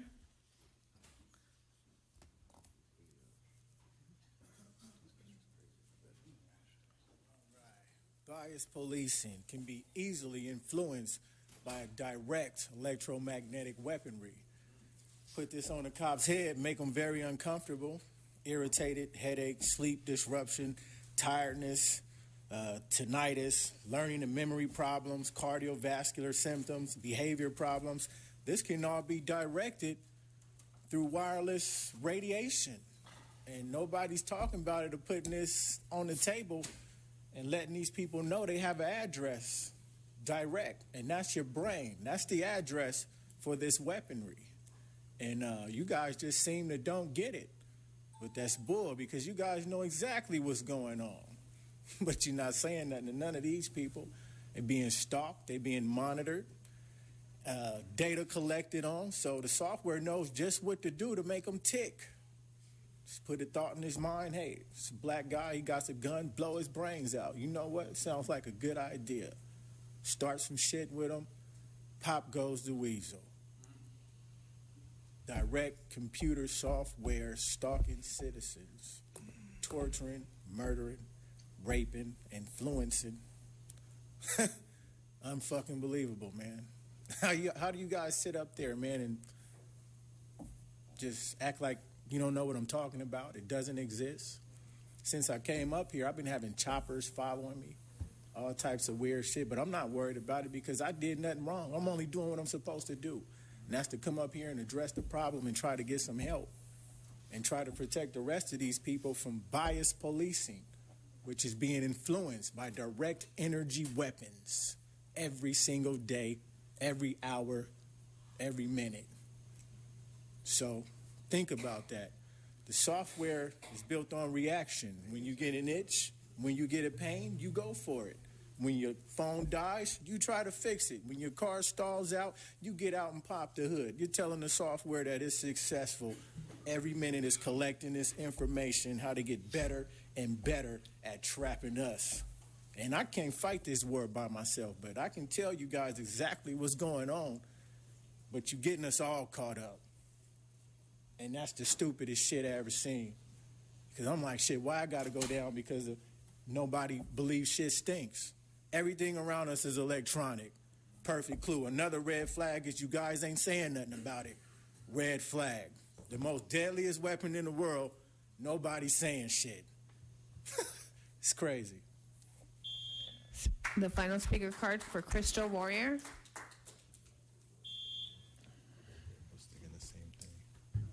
Bias policing. You've got hundreds of people in Los Angeles coming to LAPD trying to get help from radio frequency weapons.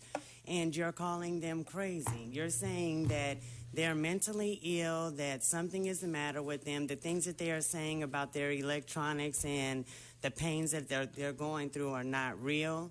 And because you have medical language to hide behind, you are telling these people to go home, or you're actually institutionalizing them, when in fact you people know that they really are under attack from radio frequency. You people have the best technology any police department in our country has. Storms, with the license plate reader. I mean, all the different things that you have. You're sitting up here actually watching little kids get raped in their home and waiting for them to say something to their parents for you to come out and give SVU a job. You guys can be preventing a lot of the things with the technology that you guys have. But instead, you'd rather call people like us crazy and mental for coming and addressing these issues with you guys, trying to get help.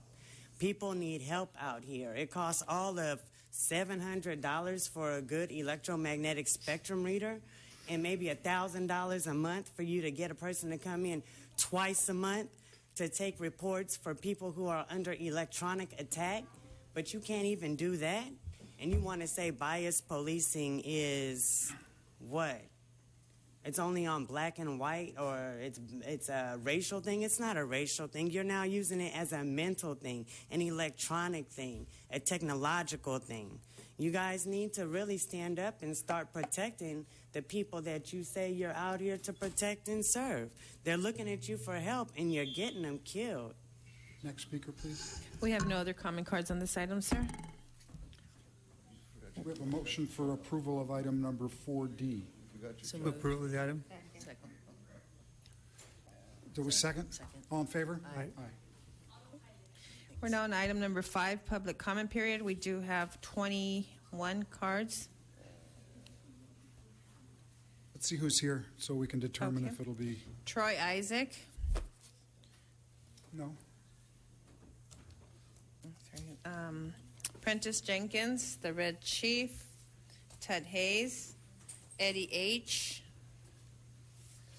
General Jeff, Melina Abdullah, Jasmine Abdullah, Monica Brown, Vicky Hefnagel, Phil Franklin, Rio Al, Kai Utsumi. Okay, let's start. Okay, 2 minutes then. Go ahead. Count down. Start. Prentice Jenkins, City Life newsletter, publisher, activist since 1991. Thank you for this young man and young lady talking about energy weapons. I get calls from people around the country who have heard about my newsletter about direct energy weapons. Chief Pasinger, you did a great job last week of talking about how bad crime was, but tried to talk it up. That was an excellent job of putting lipstick on a pig. You can put lipstick on a pig, it don't mean we're going to kiss it. So that was a terrible thing you did last week. Let's take a look at what Matt Johnson said. He's going to handle homelessness. U.S. Census Bureau said there are 323 million Americans, and 14 million of them are unemployed. There are only 5 million jobs. That means somebody's not going to have a job, right? 139 million Americans are employed. Residential structures, 134 million houses in the United States, and 42 million people rent apartments. 63 million people own their own homes. The homes are median price $292,000 for a new home and $214,000 for an existing home. The homeless can't pay that. They foreclose on 907,000 homes. You can give those to the homeless, but they still got to pay. They don't have any money, right? Median asking rent for an unfurnished apartment, $1,250. The homeless can't afford that. Did you know there are enough unemployed people to populate the cities of New York and Los Angeles? That's how many unemployed people there are. And Jesus said, You'll always have the poor with you, but you won't always have me with you, but you're going to always have poor people. Some people are not going to have a job, folks. That's why they're out there on the street. Next speaker, The please. Red Chief. Red Chief Hunt. Well, it goes back to the same old thing. My whole program is like, fuck the police. And, I'm going to give you guys a break today, but I really sincerely believe fuck the police. And let me tell you why. Motherfucker go out there and take a shower, get arrested for selling black soap. Fuck the police. Motherfucker shoots a motherfucker at Venice. Fuck the police. Shoot a guy in the back. Fuck the police. Motherfucker rape women at gunpoint. Fuck the police. Now, this last matter is not going well with me. Everybody on that shift at Metropolitan is going to get fired that was working that shift that their lady died. I don't want to hear nothing else but the right thing until we get down to the people's business. Everybody that's working that shift is going to get fired until we find out who killed that girl. All that other bullshit, that's bullshit with me. I'm tired of it. People tax people, you can't even call her parents. 3 days later, she's at the morgue. That's just bullshit. Paysingers, you the oldest motherfucker here. I'm going to hold you responsible. Fuck Chief Beck. He ain't nothing but a white boy to me. I watched you get promoted over there across the street. Go in there and fire the motherfuckers. I don't give a shit. I do not fire everybody that was working that shift. Give them a DNA test, and that's it. Somebody's going to tell the truth. And that's it. The people deserve that. We the people. That's what the Constitution of the United States say. We the people. Fire them son of a bitches. All that bullshit. Fire the motherfuckers that are arresting people for selling soap and incense. We don't need that bullshit here. We need jobs. That bullshit over there, get them son of a bitches out of here. That's what that KKK shit is about, reverse discrimination. That's how the white people really feel about us. I hate to say that shit. That's why I wear it. Next speaker. Ted Hayes. Mr. Hayes.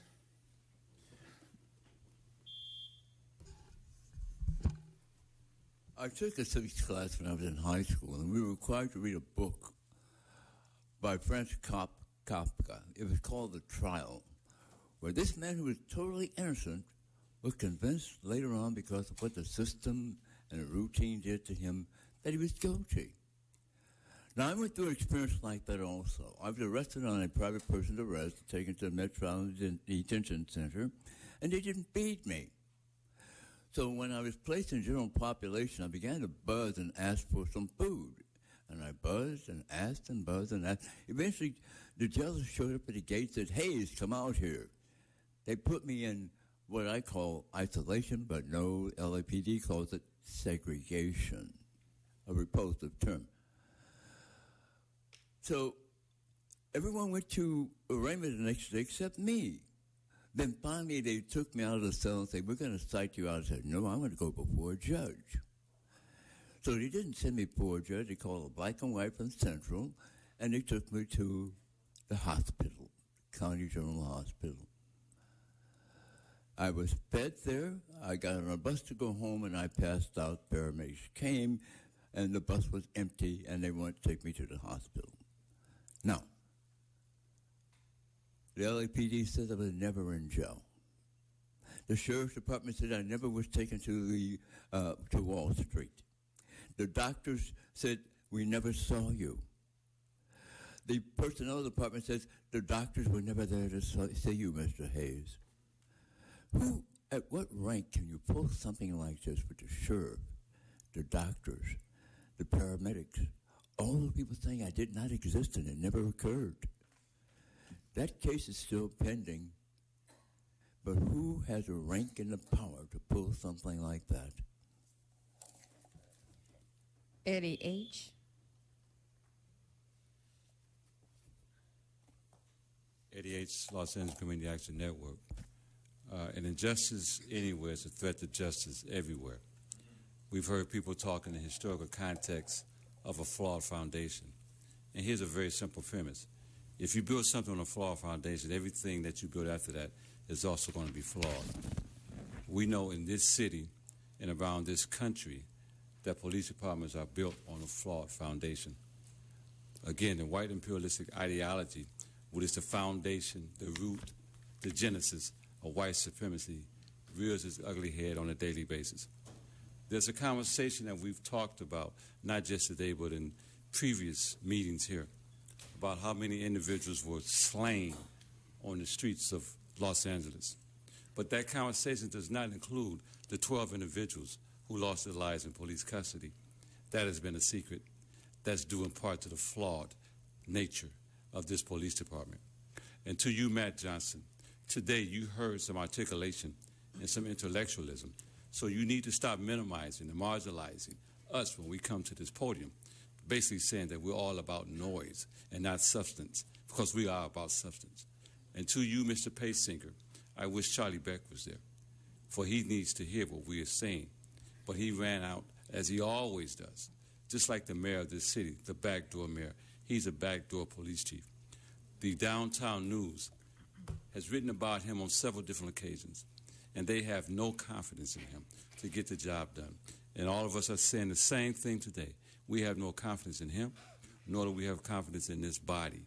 I heard you, Ms. Rue, today, for the first time in over a year, say more today than you've ever said. But you've never spoken to our issues, our very poignant issues of being killed and slaughtered like animals on the street.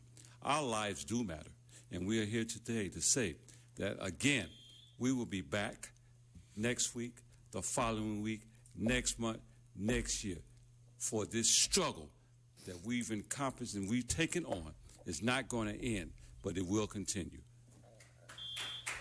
Melina Abdullah.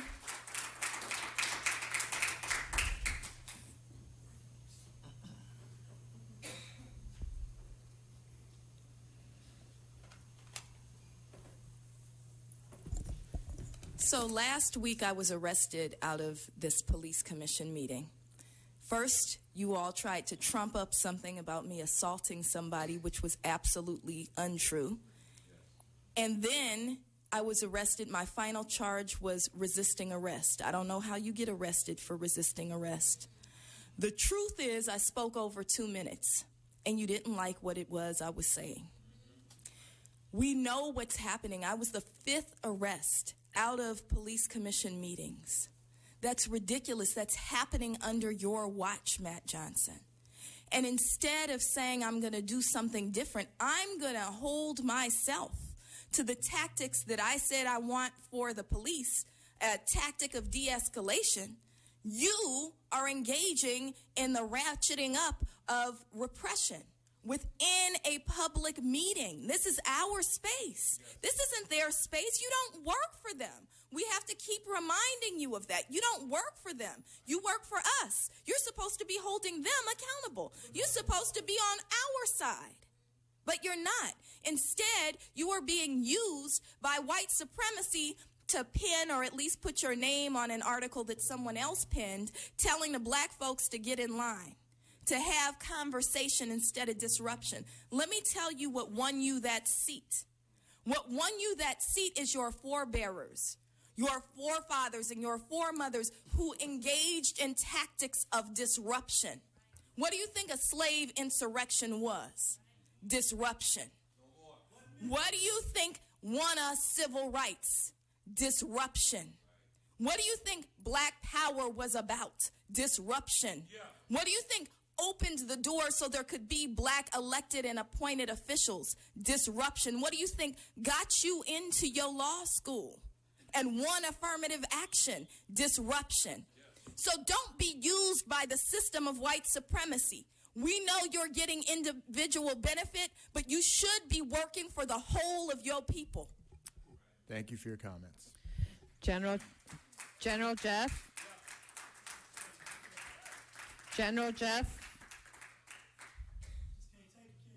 Followed by Vicky Huffnagel. Another articulation, the intellectualism.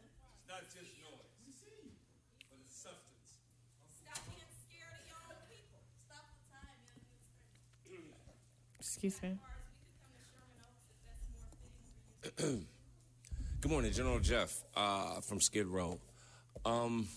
Once again, the city of Los Angeles is on the hook why Keisha Wilson was murdered in police custody.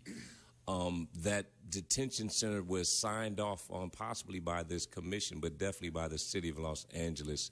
When the report comes out that she killed herself by suicide by wrapping a telephone cord around her neck, which obviously is not possible because based on the specifications in the design of the said detention center, the telephone cords have long ago been modified to prevent that very type of death. So just by an admission of being that public statement automatically puts the city of Los Angeles at fault, which once again, Los Angeles taxpayers are going to be on the hook for possibly millions and millions of more dollars at the fault of Los Angeles Police Department and the city of Los Angeles. And once again, you have let us Angelinos down. It's a shame. Vicky Huffnagel.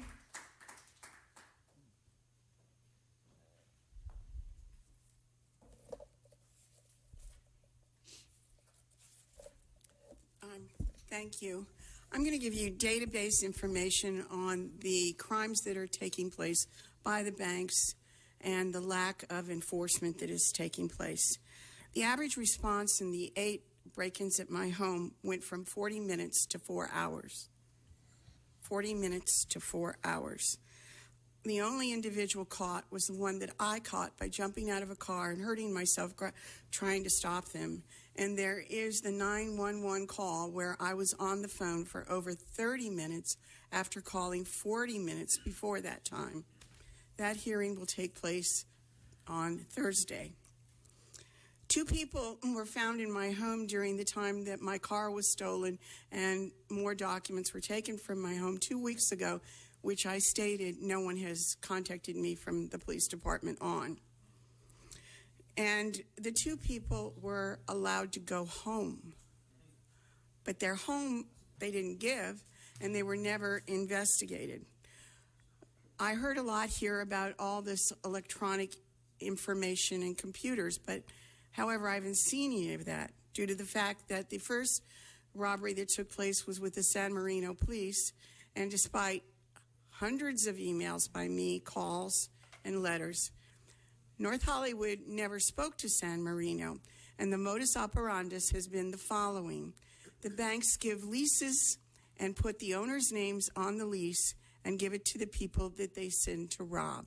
And then the police go, oh, there's a lease. Therefore, you had a legal reason to be in the home when it's totally phony and being done by Altisource through Ocwen, through Morgan Stanley, etc. It's far too confusing to present, so it will have to be sent for everyone. And for the speakers here earlier, the best thing you can do is go to the California Senate Health Group for the electronic things you're Thank you for your asking. comments. I've written law, and I would be glad to help you. And you can get actually law written, but look Call at the next speaker, please. Okay, the next speaker, I can't read the last name. It says Robert Sudner, or Robert, followed by Mariela Saba.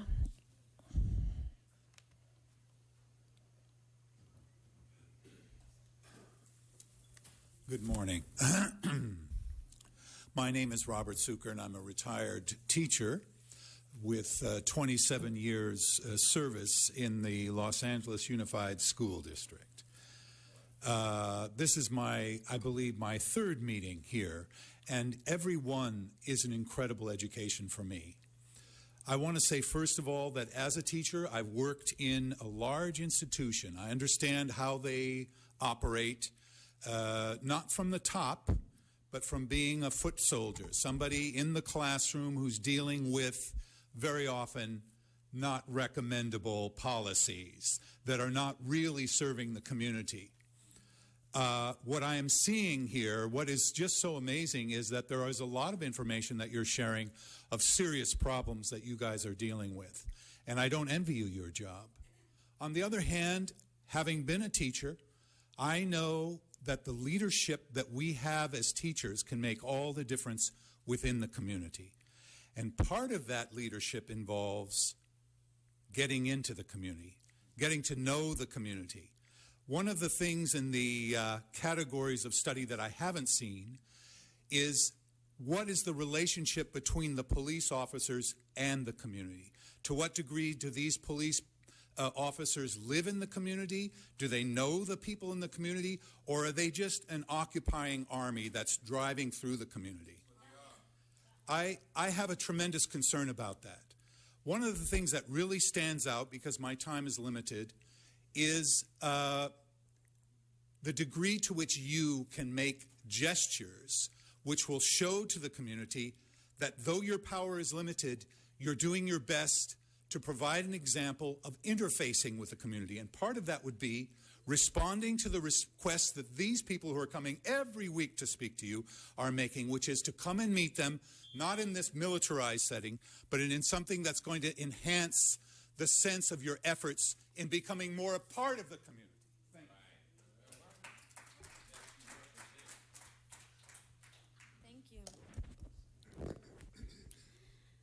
As I was sitting there, there was a moment where I got a vision, and I want to share my vision with you. I was looking at you all and trying to understand your whole body, and I saw, instead of your head, I saw an ass on top of your shoulders, an ass for each of your heads. I was able to understand all the shit you talk. I was able to understand how you talk out of your ass. In Espanol, we say culo. You speak out of your culos. I was able to understand how, as a commission, you cover this department's ass. You talk shit, biased policing, a bunch of mierda. Mierda in Espanol is shit. Pura mierda. This whole place is founded on mierda. And I'm not talking about that good, fertile mierda. I'm talking about toxic shit. Like racism, that kind of toxicity. Like sexism, that kind of toxicity. A bunch of shit out of your asses. And I drew it so you could see the political cartoon in the making of LAPC fails, a campaign citywide. I want you to know the whole world is watching. The whole world is watching. Here's a preview for you. You're the first ones to see. Thank you for looking, Matt Johnson. You're right in the middle, the little ass in the middle. And worse, or just as bad, is when you don't speak at all. Sandra, I don't even know your name because I haven't heard you. Kathleen, you haven't spoken to us. Over there, I don't know your name, brother, because you don't speak, and that's just as bad. And I remember seeing you, Sandra, at City Hall. We crossed paths, and you agreed to a meeting with me. Our ancestors, we practice oral tradition. Your word is your commitment. So I will follow up with you, mujeres, women in the room. We need to talk, and we will follow up. Sandra, the least you could do is look over here. Mujer. Sandra. Sandra, your name, mujer. Now disrupting. If you don't stop, you're going to be asked to leave. I understand that, but I just know that when we say each other's names, we answer. Call the next speaker, please. The next speaker, Paula Miner. Marcus Warrior. Marcus Warrior, followed by Crystal Warrior, Hamid Khan, Jamie S., Stephen Phillips, and Achille. Marcus Warrior, you're next.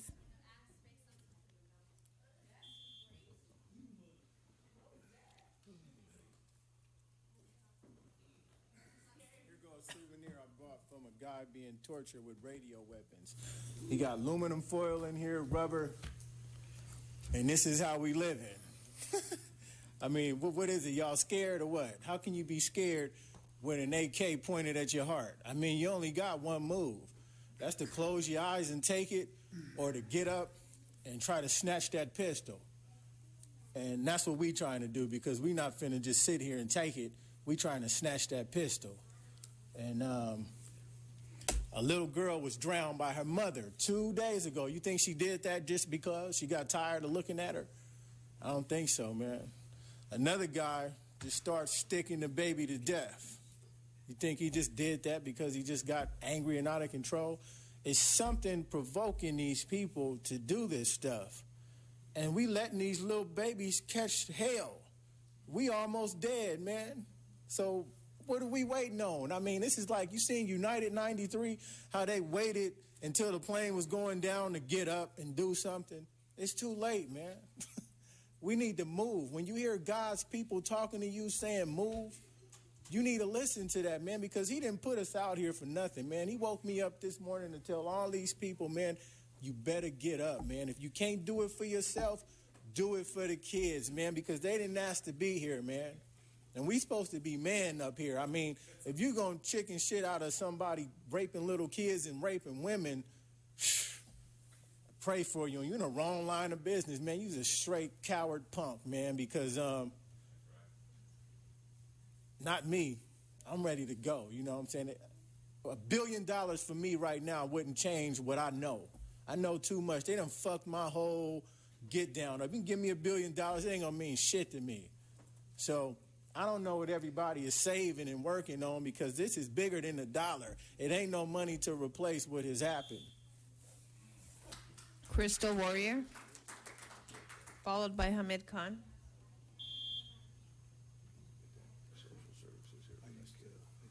Earlier, you guys were talking about risk management with the police and in their cars and things like that. And you have these cars outfitted with everything wireless, everything Wi-Fi in their car. You got 2 and 10 antennas on top of your car. I walked past your car with an RF frequency meter this morning, and it was hitting 3 to 6 in a car. That means your boys, you, all you police in your cars, your brains are being fried with a gun on your hip, with somebody in your ear talking while you're sitting up here trying to patrol the streets, with somebody walking with a limp and you calling them a gangster because they walking funny, or somebody, 2 cell phones, or they, all these different things that you're out here seeing. But are you actually training these police under the same conditions in which you're putting them in these cars? You guys are acting like, wireless technology has not been scientifically proven to alter brain function, to alter the way that we think, our thinking patterns, our common sense. It's altering the way that we feel. And you have these police sitting here patrolling the streets under, the way that they feel in those cars is not the way they feel at home. The minute they get out of those cars and go take off that uniform and drive home, they start to calm down and feel regular again, and they think it's the stress of the job. But it's actually the technology that's surrounding them in their outfits and in their cars. Ever since I've been coming here, every time I come out of my house, I've got a helicopter over my house escorting me to take my kids to school, escorting me to the grocery store, to work, everything that I'm doing since I came here talking to you. Did you guys do that? Every time I come outside, the police is sitting out in front of my house because I'm coming here telling you guys the truth about what you're not telling these people the truth about. I'm just trying to figure it out because I don't want to be the next Waukesha Wilson. We need protection. We don't need harassment. Thank you for your comments. Hamid Khan. We need protection from Excuse me, ma'am. Your time is up. Putting in these police Ma'am, your time cars is up. And Ma'am, I need you to take a seat. Your time is up. messing with their minds with all this wireless technology. Hamid Khan.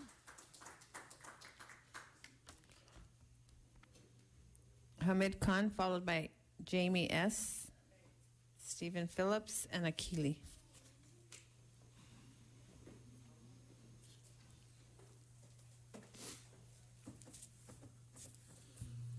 Let me just talk to you for a second, Kathleen Kim. You know, one of the things, as a brown person of South Asian heritage, one of the things that when I first immigrated, very early on started realizing that almost everybody, brown, mostly non-black, non-white folks, Asian folks, we suffer from a disease. And the disease is the assumption of privilege of not being black. Yes. Think about it. It's the assumption of a privilege of not being black. So the histories that earlier Melina was speaking about speaks to us as well. You and I. Yeah. Speaks to us. That how soon we forget.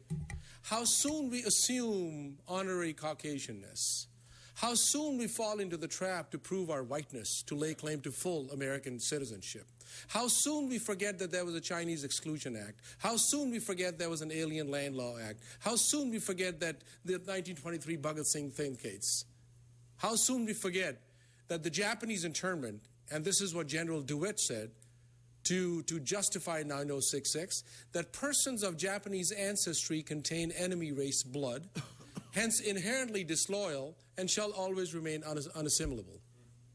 They're talking about you and I. But yet at the same time, never for a second, when we speak about racial profiling, when we speak about black women being 50% of information going into fusion centers, when we speak about the racial profiling and the bias report, 6-1, the black community, never. Nothing. Zero. Never you have taken a position. Never. You ask all these cursory questions. You ask all these structural questions. So what kind of professor are you? What kind of, there's students still here, high school students. She is a law professor. And she Mr. talks Khan, about trafficking. I'm not She supposed talks to. about trafficking Mr. of Khan, women. I'm not supposed to respond to public comment, which is why You respond. It's not about why public we comment, Kathleen remain Kennedy. silent. But I want to urge you to not make assumptions, assume anything about me. You know, someone who is always an immigrants' rights activist and scholar who's devoted her life and career. Mr. Khan, Mr. Khan. Devoted her life and career to all of the issues that you're talking about. Who knows better, me or you? This is why we're not supposed to respond, because I tried to dialogue with you, and this is what Mr. occurs. Khan, you had your chance to speak. You had your chance to speak. Let her respond. I've tried. I'm sorry. You shouldn't make any assumptions about. You shouldn't make any assumptions about me. You shut up. Okay. You're not our master. No, It's no, over. it's I over. did speak. And I did speak. You failed to listen. You failed to listen. You caught me on a bad day. Mr. Khan. Mr. Khan. Mr. Khan, your time is up. You're now disrupting the meeting. You failed Please to have a see seat. the leadership that takes place on the commission and in all of our careers. This piece of shit disrupted the meeting. You're tough. So tough. You're not our master. We're not your I'm boy. sick, and so my tolerance is really low. I shouldn't have come today. I'm sick. All right. Let's bring the meeting back to order, please. The next speaker. Call the next speaker, please. The next speaker, Jaime S. That's what the Big Mac Daddy does. Exactly. This is what his fucking role is. Okay, please stop disrupting the meeting. This is public comment. Let's give those who've submitted their cards an opportunity to speak. Why don't you fucking say something? Go ahead, man. If you continue to disrupt the meeting, I'm going to ask you to leave.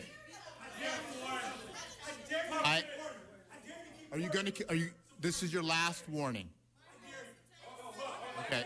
Mr. White, you need to leave the meeting.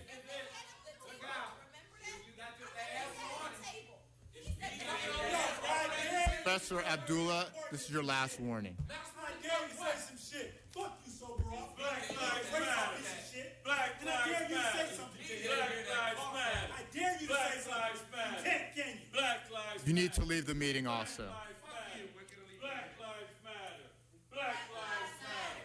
Black Lives Matter. Black Lives Matter. Black Lives Matter. Stay still out. Get your boy in control. Can we please bring the meeting back to order so those who submitted cards can have their opportunity to speak also?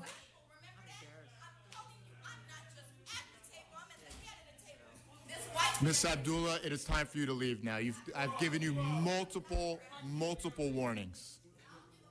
Next time, give Miss Hines a hug, Sandra. A woman who lost her daughter. She has so much fucking compassion for other women. Okay. Oh, again? Yeah. Right, I want to leave. You can't I'm keep the sick rich white today. man in line, can you? Just black folks. It is a disease. The privilege of not being black. That's who you are. You being Goddamn racist. Shut his ass. You shut the fuck up, Soboroff. You shut up, and we know where your ass lives too. And we got cars. Call the next speaker, please. Jaime S. Thank you. Since 2006, I'm a victim of gun stalking, electronic harassment, torture. My aggressors attack me every day, every night, even when I'm sleeping. They harass me, they attack me. And honestly, of course, it caused me a lot of pain, a lot of pain. Behind this, I lost my family, I lost my business, and I'm losing my health right now, so ouch, it hurt. Behind this, my concern is this, Commissioner, since I made my own investigation about this issue in my life, I discovered that that there's a lot of kids involved in this electronic harassment, and the most vulnerable people. Yeah. Are you threatening me, buddy?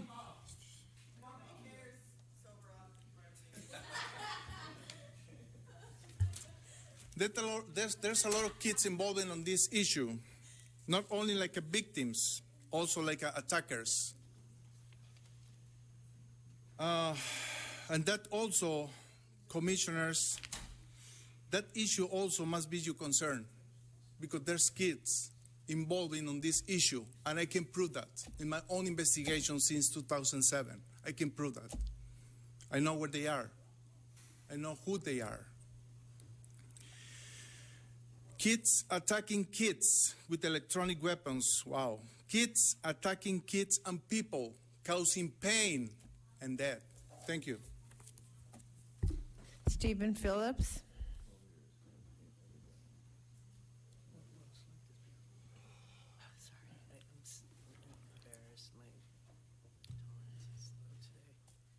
Hello? Let's see. I thought we listened to some interesting statistics that do show some racial bias within LAPD, but I would like to also broaden the discussion. I think it's really easy to say, look, police officers have a really difficult job. Yes, mistakes are made. Yes, violence occurs. But I'd like to submit that police officers in other countries also have a very difficult job, and I'd like to compare some of the fatality rates between. Soboroff, are you responding to me? I was watching a little bit. Okay. Okay, so statistics-wise, in the last 24 years, if you look at the UK and Wales, there's only been 55 fatal police shootings. So they have about 2 per year in the entire country of 57 million people. And if you look at just LAPD averaged over the last 16 years, there's about 37 fatalities per year. So there's more killing that occurs just in this area than there is in comparable countries overseas. So again, I think it's easy to look sort of locally and, well, there's more violence in black areas, there's poor areas. Maybe that's what makes up for the discrepancy. But if we look globally, I think it's totally impossible to justify the imbalance between violence here and in totally comparable countries. Thank you. Akili. I was actually debating whether I should leave before I get asked to leave. Like Melina, it took 60 years, 2 uprisings, the Rampart scandal, and a consent decree to get some change in this organization. That long. I don't want to wait that long again. I was about to start by saying no one was arrested today, so it's a good day.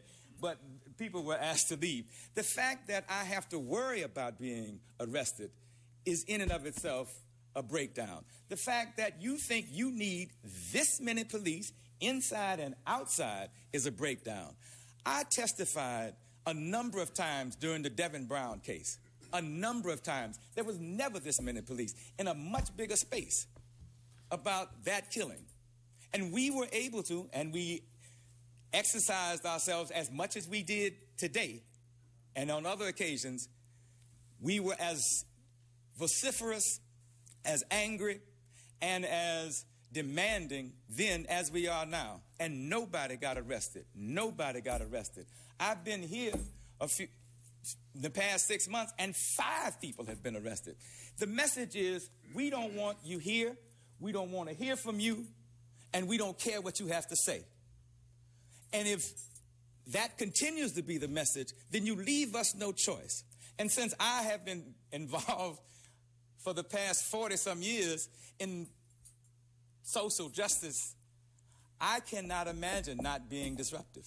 I cannot imagine saying to Caesar, you know, Caesar, you may just want to talk to the growers as opposed to going on strike and doing the boycott. So we have no choice but to be disruptive. It is clear that you don't want us here, you don't care about our position, and we are going to make our positions heard, and we have no choice but to be disruptive. We're now in closed session. Item number 6.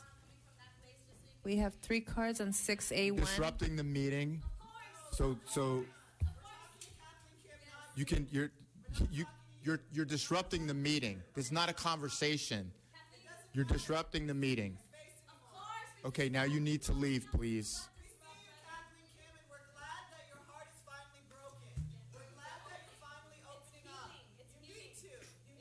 The 2 of you need to leave the meeting.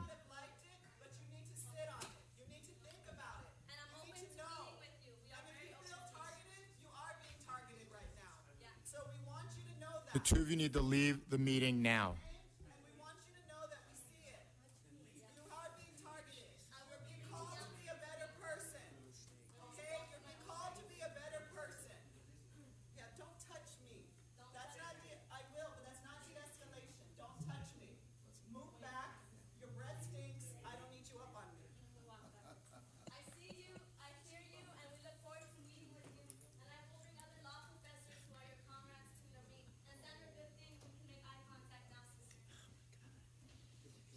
Okay, we're now on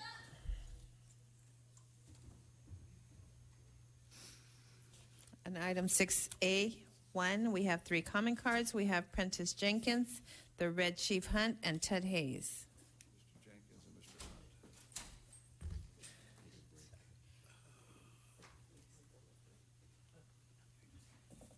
Prentice Jenkins, City Life newsletter, publisher, activist since 1991.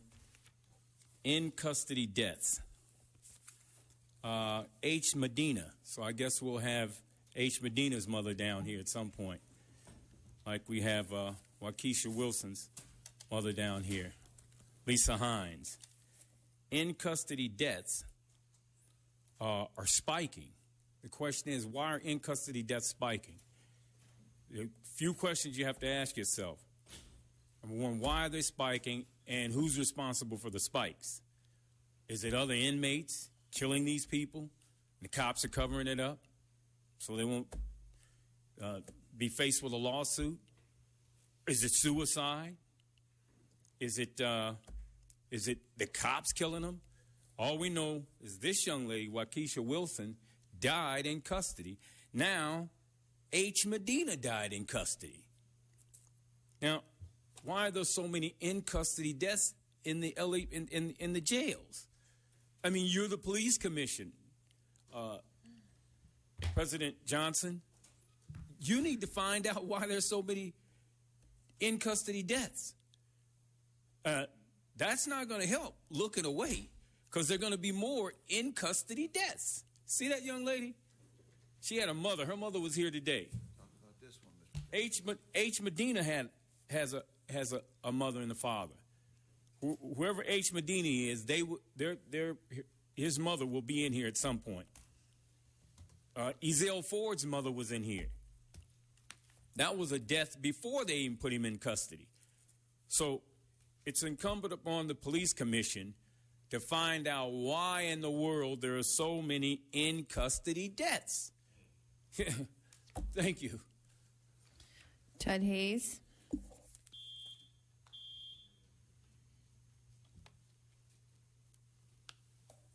In custody deaths were agendized last week, and the commission went into recess. We went into the lobby, and the officer said we were causing a disruption in the lobby. So many times the court has said you cannot disturb the peace of a peace officer. The peace officer's peace cannot be disturbed. But they indicated we were disturbing the peace in the lobby, and they put us out. We were not allowed to come back inside. That was a setup. I made a request to hear the tape recording, the video recording of this session, Public Records Act, Government Code 6200. I want to hear that. I have not been notified it's available for me, Mr. Teapot. I want to hear it. You know, unusual thing about the police commission, you're the only agency in the entire city that has a stenographer. She takes down every single word. But you're also one of the agencies in the city that have no minutes. There's no transparency because we can't see what you've been doing each week, each year, because you don't have minutes. What happens to that stenographic record? Is it ever published? But anyway, I would like to hear what happened after we were put out and not allowed to come back in. The police cannot tell people they can't come to a public meeting. With the guys that you disturbed us in the lobby, so we won't let you back inside the entire building. You must go home now. So, 2 questions. What happened to the stenographic record? Second question, when can I hear what happened after I was put out and everyone was put out? Thank you. I'll answer your questions after the meeting, Mr. Hayes. Thank you, sir. We have no other comments on 6A1. We do have a comment card on 6A2. We have Ted Hayes.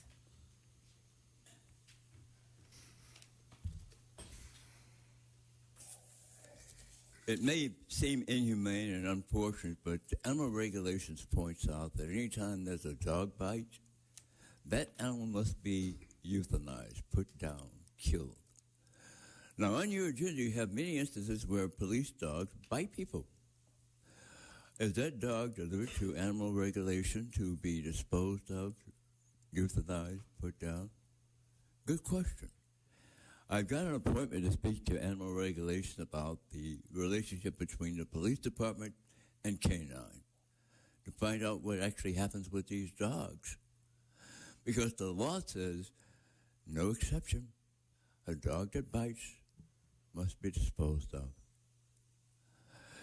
So this is an instance where a dog was about to bite someone and an officer intervened and killed that dog. That's what I believe this is. And that's unfortunate, but it was immediate disposal of a dog that was about to bite or vicious or something like that. But how does the animal regulation deal with police dogs, and there have been many of them on the agenda, that actually bite people? What do we do? So that's another bit of information I'd like to know. But animal regulation said they will meet with me and discuss this and find out what happens. Thank you. We have no other cards on this item. We do have one card on 6B. We have Prentice Jenkins.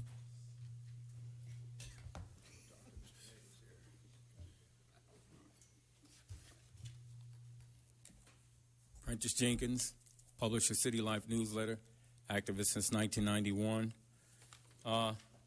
Last week, the Los Angeles Police Protective League was here, and activists like myself and Ted Hayes were not allowed back into the meeting, but Mr. Lowley of the Police Protective League was allowed back in, and the meeting went on without the public.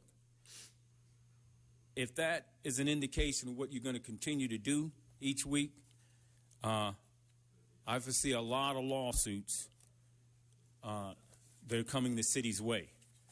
I plan to file a complaint today about not allowing with the district attorney because you did not allow myself and Mr. Tud Hayes back in. We were the only ones in the lobby left. You refused to let us in. Now, you let us in, and we engaged in disrupting the meeting. You could have thrown us out. And time after time, when the meeting was interrupted and you've gone into recess, when we've come back in, we didn't engage in disruption. So we have a history of not engaging in disruption once you've cleared the room and you brought people back in. But this time, you said we engaged in disruption in the hallway. Well, the disruption in the hallway, as the officer said, we're disrupting the hallway, but he never said it was an unlawful assembly. And he never said he's going to toss us out. So we had the right to be in that hallway. So I just want you to know I will be filing a complaint with the district attorney today about how we were treated last week. There are no other comment cards. The Board of Police Commissioners will now recess into closed session to discuss item number 6A, 1 and 2 in accordance with Government Code 54957 and 6B, conference with labor negotiator, Government Code Section 54957.6.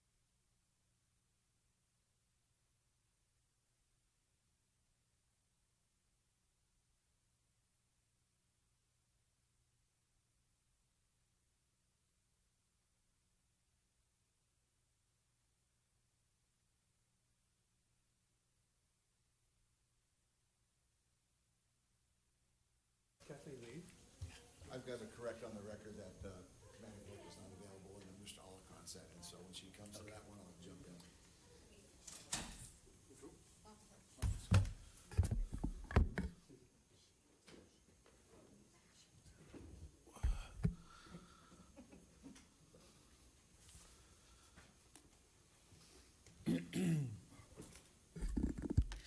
The Board of Police Commissioners has concluded its work in closed session. We are back in open session. In closed session, item number 6A1 was discussed and the Chief's recommendations were unanimously adopted.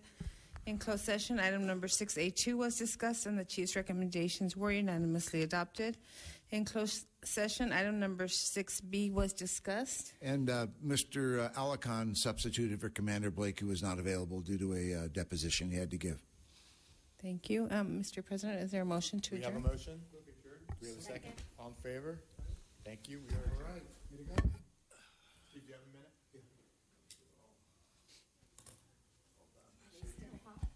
The mics are still. We'll go to your.